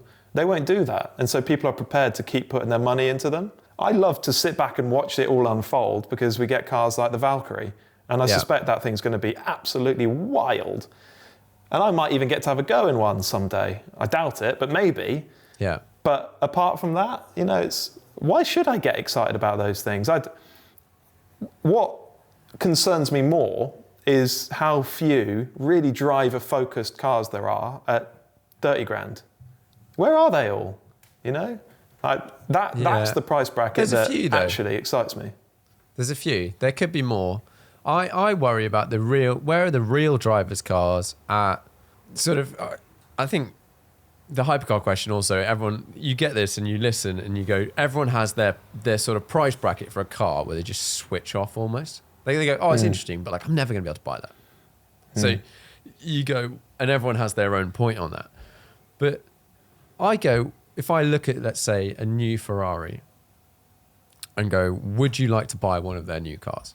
There's cars I would like to drive. There's cars I would like to experience, like 812 GTS. I mean, that's just got to be a very nice thing to cruise around in. But yes, they are drivers' cars, but I would say they're missing the manual gearbox for me. And maybe they make a car. Maybe it's going to be the Dino or whatever, but it's 600 horsepower. It's light. It's got a manual gearbox. and it's for the driver type person.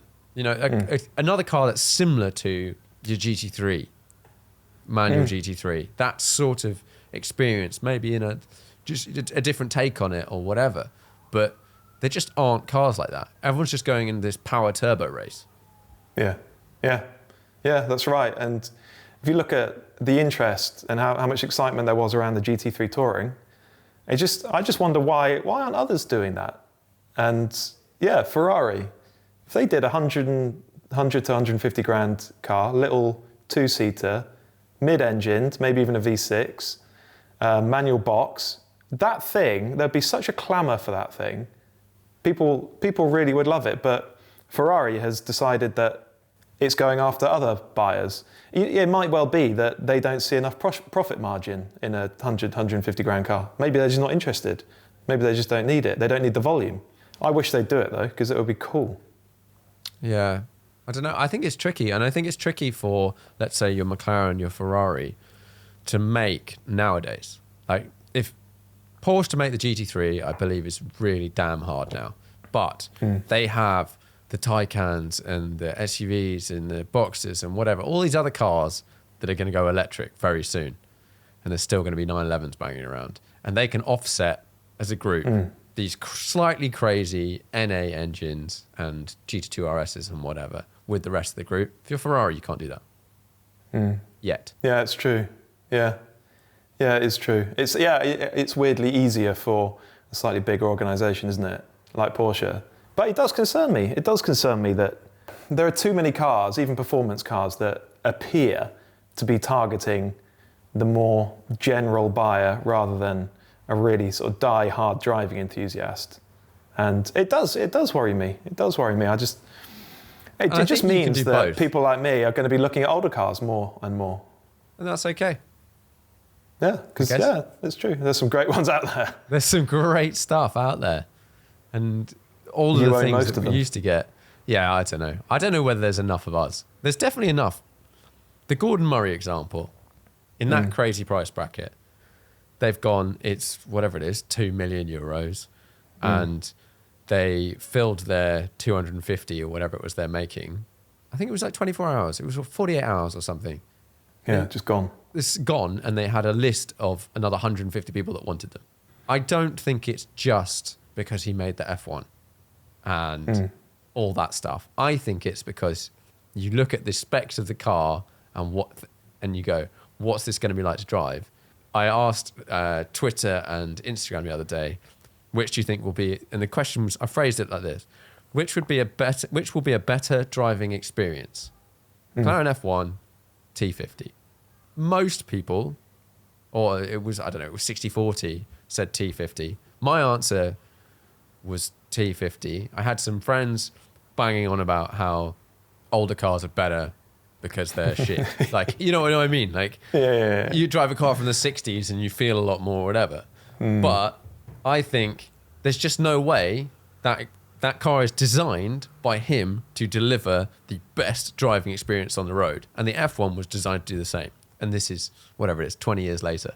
Like, it's going to deliver an unbelievable experience. I can't imagine putting my foot down in that car with that engine. Yeah, it'll be wild. It will be wild. I just hope some of it rubs off. You know, this return to NA, lightweight, not crazy power, manual box. I just hope it rubs off and other people look at it and go, oh God, there's something in this. But I can't see it happening. You know, I actually can't see it happening, particularly now that we've potentially only got 14 years of combustion engines left. I think who's going to invest a huge amount into developing a NA combustion engine now and a manual gearbox now? I think that stuff has probably come to an end. Although, it just means it moves into a different market. And you've driven that GTO engineering car, haven't you? Yes. What was it like? It's pretty awesome. I mean, is it good to drive? Like I've never driven like a 60s Ferrari. So or I had modern recreation until then, and empirically to drive, it's pretty crap. Like I think that's anyone that says otherwise is just clearly not driven anything in the last 40 years. But So it's a bit like you go around a corner, you're like, oh, how's this going? And the back's skipping around and whatever. And it's got this thin, massive steering wheel that you're trying to move around. But you put your foot down, or you change down, or you blip it.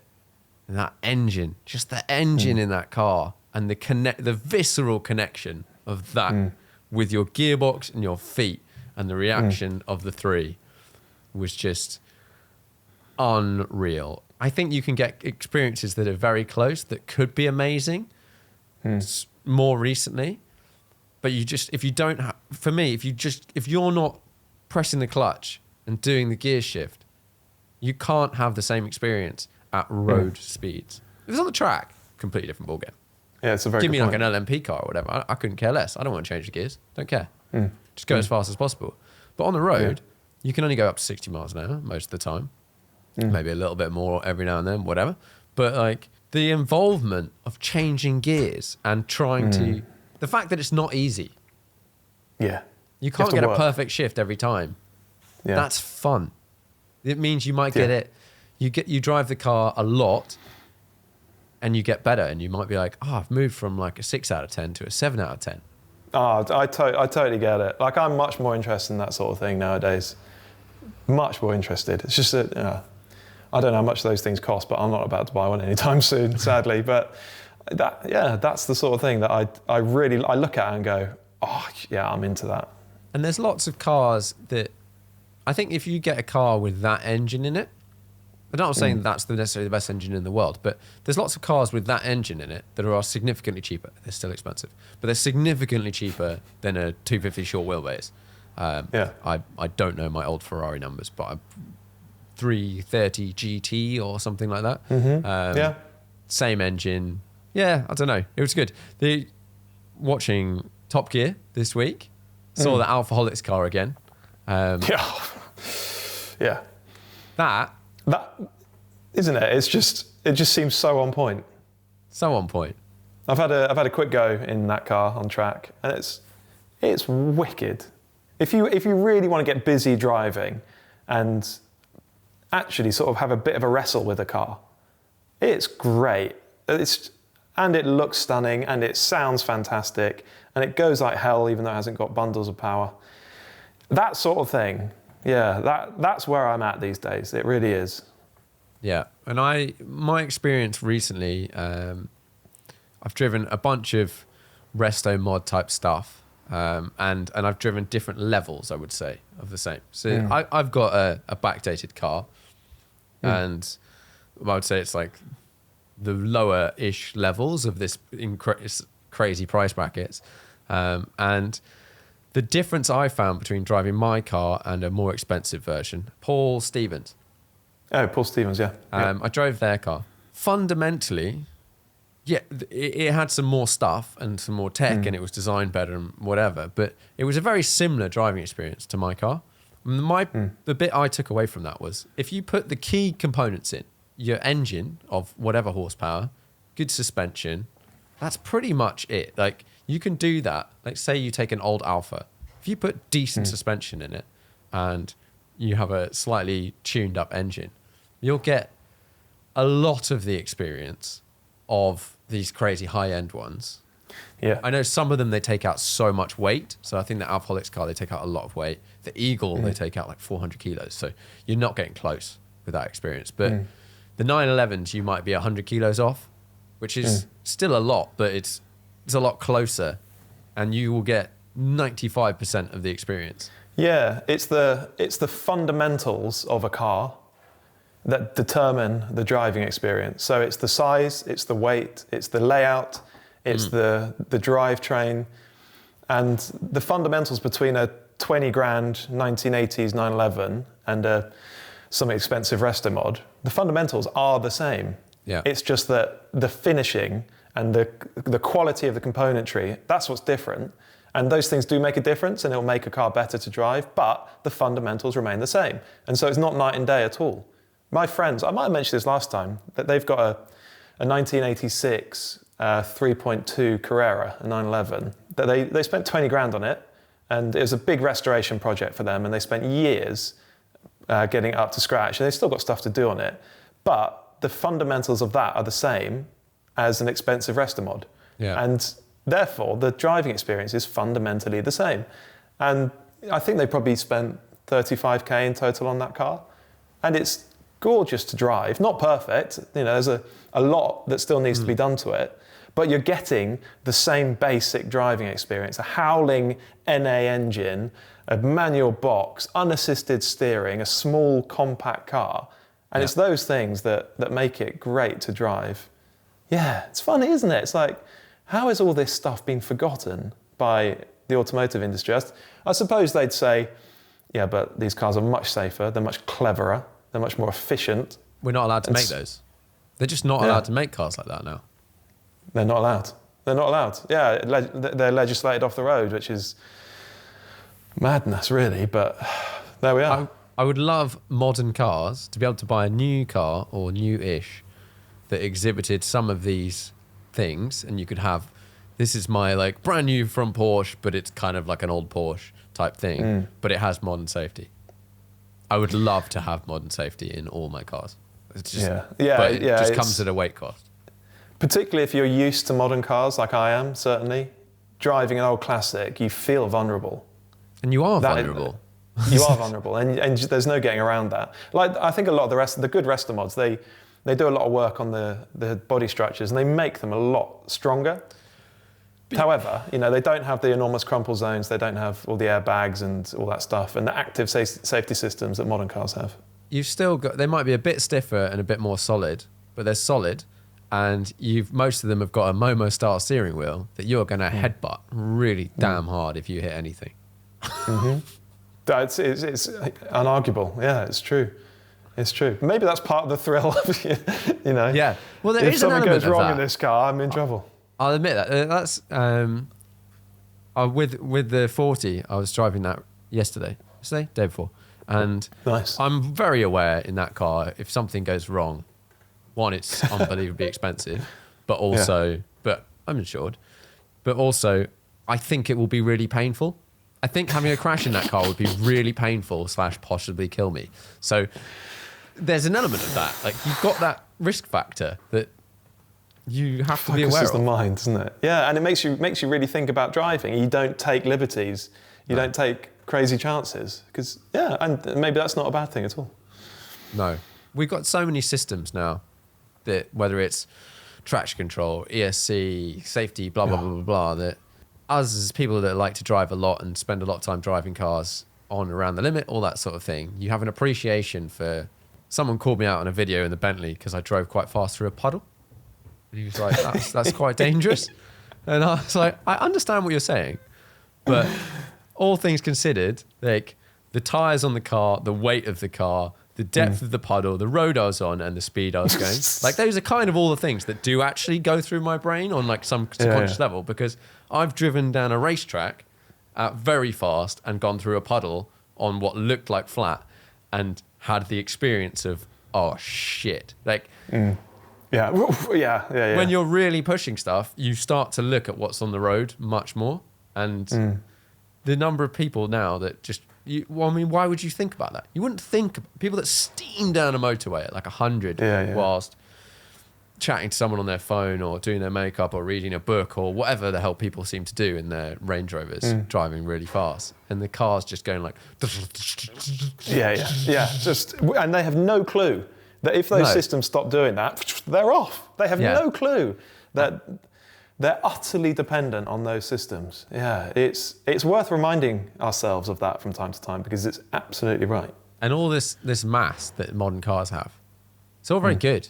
Like, a bit like driving with winter tyres or summer tyres. It's all very good. And four-wheel drive. And until like ice or snow, you can accelerate quite hard. You just can't stop. Yeah, absolutely right. That's a perfect example. Yeah, you'll be going along thinking, oh, this is fine. What are people complaining about? This snow's not going to stop me. And then you have to try and brake for a junction and the car sails on. It just keeps going for like miles and miles and miles. And there's nothing you can do. You can maybe jump out, but apart from that, there's nothing you can do. If you were going to modify your A110, what would you modify? If there was one mod you would do? I don't want to get stuck into this too much, but I'm trying to figure out at the moment exactly what's going on, because my car doesn't ride, and this goes back to what we've been talking about, as fluidly as the best A110s I've driven. And I've driven a lot now, and it seems to me that there's quite a lot of variability between individual cars. Okay. And I think that spec-wise they are identical, but I think there's quite a lot of tolerance in the dampers. I think they're actually quite cheap damper units, and I think there's quite a lot of margin between a good one and a poor one. And I think it makes, in that car, I think it makes an enormous difference. So I think mine is a bit more brittle than it should be. And it's been back to Alpine for them to have a look at. I even changed the springs and dampers for the springs and dampers that came off Litchfield's car, because he's put his on custom aftermarket suspension. Yeah.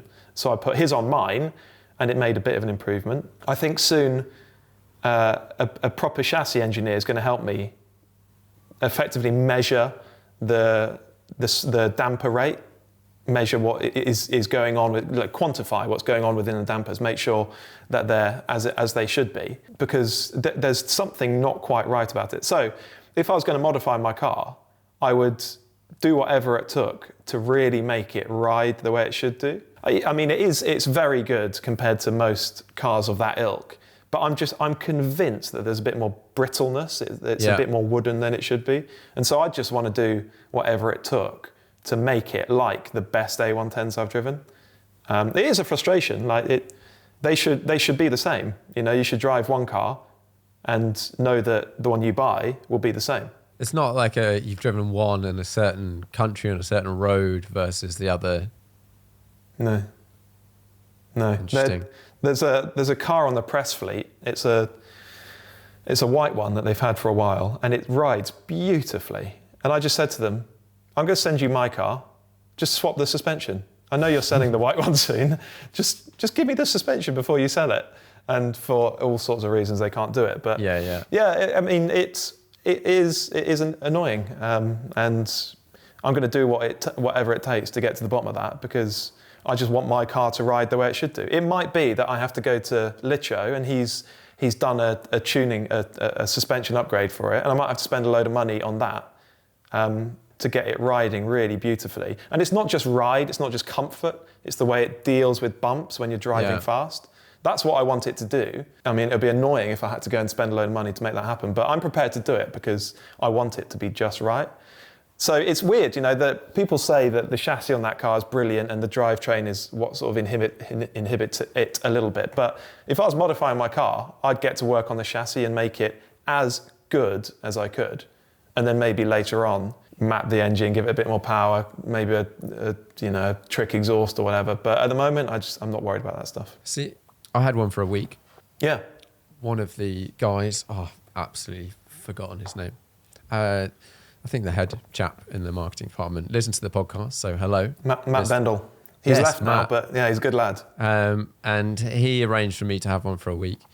And I had heard, the thing I think I had when I drove the car, I'd heard all of this stuff about how amazing the chassis and ride were in sort of overall. And that just wasn't my impression straight away driving the car. Low speed, absolutely not. Like, really quite stiffly kind of like bouncing around, whatever. Faster, much better.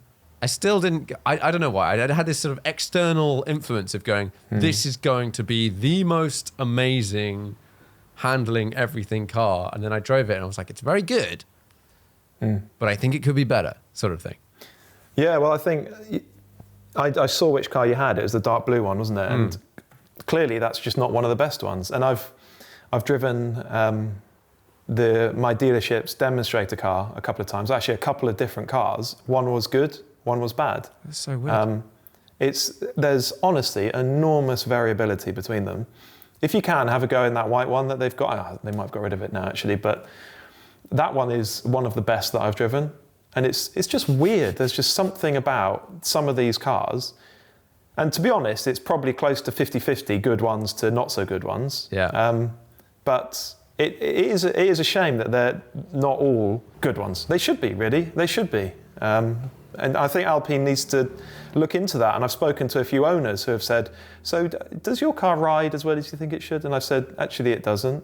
And so I think there might be an emerging sort of issue for Alpine to address here, because people like me back in 2018 said it was the best thing ever. And now I've driven quite a few. And the way I sort of explain it to myself is, if my car was representative of every other A110, it wouldn't have the reputation that it does have for being this wonderfully composed, fluid, compliant chassis. It wouldn't have that reputation. So there's something going on. There is something going on. And I think it's to do with a high tolerance in the damper units. Although I can't back that up at all. It's just a there's something going on, and they're not all the same, and it's a bit weird. Yeah. I mean, my car's still great. I genuinely love it. It's brilliant. I love hooning around in it, but it could be better, and I will do what it takes to make it as good as I think it should be. Yeah. It's got all the right ingredients. It just needs some final. That's right. Yeah, final tweaking. Yeah. Someone had a question. They said they're curious about how reviewers feel about cars from their own homeland, and are they biased? So are you biased about UK cars? I know how I feel about this. Well, it's obvious that we're not, because Porsches just win everything, don't they? Their praise is heaped on them endlessly, and they're from Germany. I'm not from Germany. Yeah. So no, I don't think there is any bias there. I've bought a French car because I love it. I love lots of German cars. No, I don't think I particularly want British cars. I don't go into a test of a British car going, oh, I hope this one's really good because it comes from my home country. People might not believe that, but I honestly think it's neutral. I just don't really think about it. Yeah, I think there's other countries that might be more strongly felt, but I personally, on UK brands, couldn't care less. No. There's aspects, for example, Aston Martin. I, at some point in time, would love to own an Aston Martin because I love, Aston Martin historically. It's just an amazing British brand. And I would possibly say similar about Bentley, but not, for me, Bentley's old. Not the company's old, but the cars that I look at from Bentley and go, they're really cool, are generally the really old ones. Back when they were doing, F1 type stuff. But no, I don't look at any new British cars and go, ooh, yes. Yeah, sadly, it's true.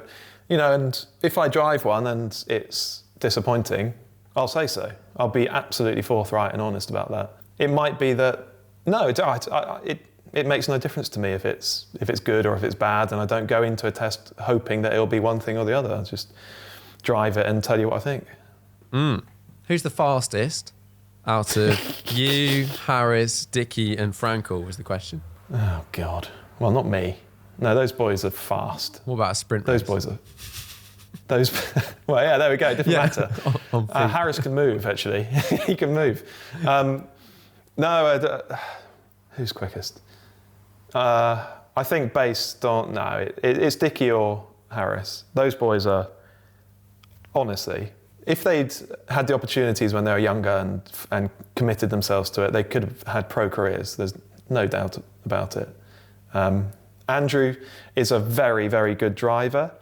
I don't think he's got the ultimate pace of the other two. I don't know, maybe he has. I'd love to see it happen one day. I'd give it my best shot and come up last, but I wouldn't disgrace myself, I think. You've always got a chance, any given day. Yeah, I did. The one time I've been up against the stopwatch against Dickie was an Evo away day in 2014. The whole staff went up to Blyton Park, and we did. I had a Corsa VXR long-termer at the time, and so we chose a little corner of Blyton Park where they had a little handling circuit, and we all did one lap in my car, and Jethro was fastest, and then I was second, and then Henry was third, and Dickie was fourth. And it's a couple of tenths of a second between us all. But obviously, I was faster than Dickie. I don't even care that Jethro beat me. I was come on. And obviously, I was the only one taking it seriously, and Dickie wasn't trying whatever. But yeah, it's the one time we'd been up against each other against a stopwatch. But no, in a proper car, on a fast circuit, he'd he'd muller me. There's no doubt. He does a ton of racing now, doesn't he? Well, so much racing. now, but yeah. Yeah, no, those boys, they do. They really do. And I've done a bit, but no, really not very much at all. Well, I normally wrap these up with 5 questions, but since you've been on before, there will not be 5 questions. But some of them are still applicable, I think. 5-car garage. And I've no idea what you said last time, so... Yeah, no, nor do I. And it'll be totally different. And I'll expose myself as being a total fraud because it's changed and... It doesn't matter. It changes every day, every minute. It does.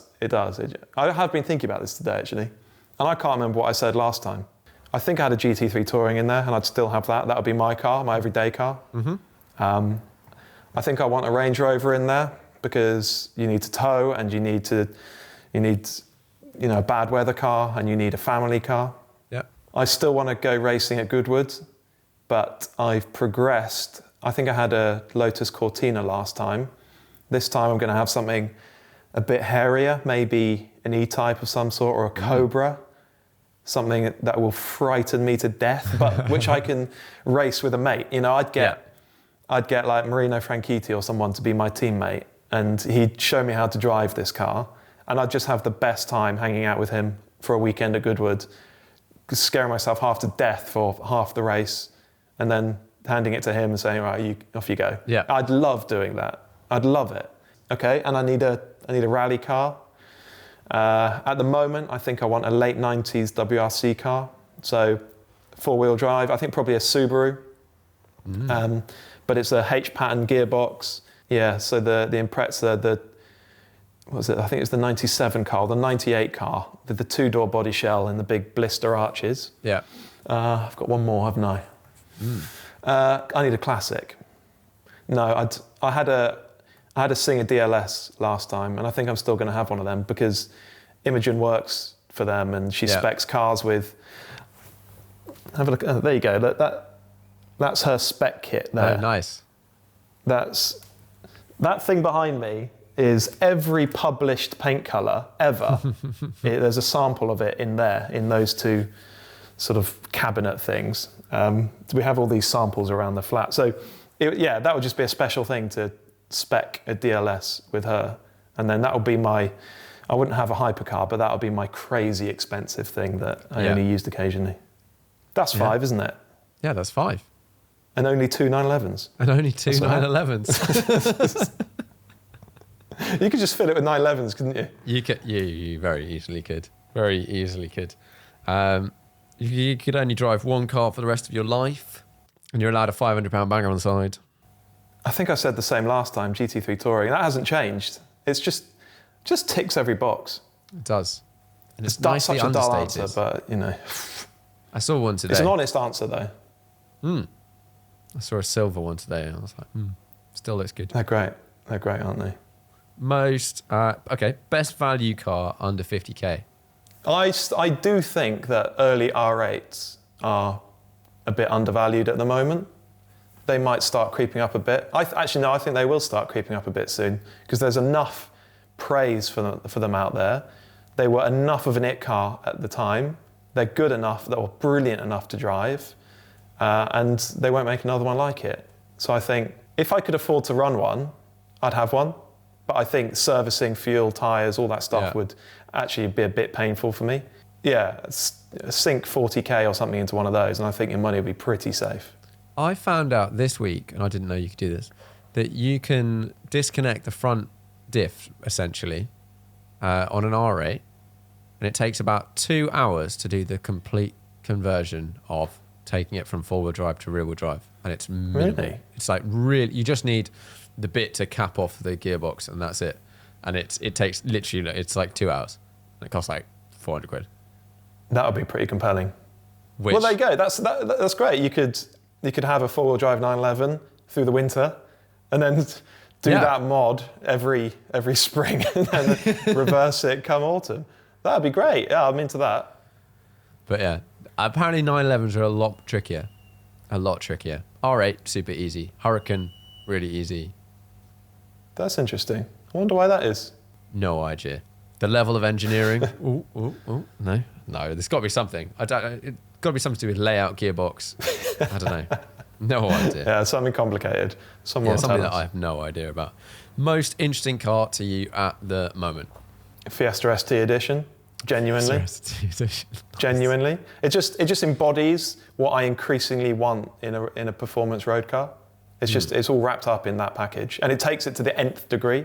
Yeah, that. I just think everyone who engineers cars to be driven by car enthusiasts should have a good go in one of those and just be reminded of what it is that makes a car rewarding to drive on the public highway. And that part is so key. Like, it's got to be rewarding on the road. Because it's a totally different matter driving on track. Totally different matter. Yeah. And if it's brilliant to drive on track, it's just not going to be that great on the road. Or, okay. It won't be that quick. I can't back that up. It will be, it will be compromised. Yeah, because setting up a car for the track is not how you set up a car for the road. They are so different. It will beat you up. And you just get into any race car and you go, oh, I wouldn't want to drive that on the road. No, Henry said that, didn't he, about that rally car that he had. Yeah, he said it's actually just a pain because it's so loud and uncomfortable and you can't hear yourself think. Yeah, and you just immediately regret that decision. Cool.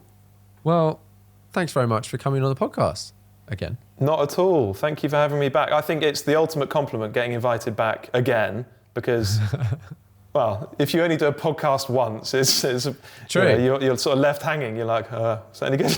Yeah. Am I going to get that call again? I've seen he's had other people. I'd take the mick out of Harris for only appearing on the Joe Rogan show once. And every time I tease him about it, he shows me screen grabs or he shows me his Twitter DMs of Rogan saying, you can come back anytime you like. And I'm just like, you've only been on once? Yeah, no, cool. Well, I'm very much looking forward to it. And by the time this comes out, we will see the whole new Intercooler app and all of that stuff. So I'm looking forward to it. Yeah, and we'll have some idea of how it's been received. If you want to know more, you can find us on Instagram at The Intercooler or theintercooler.co.uk. Just check it out, see what you think. Cool. Thanks very much.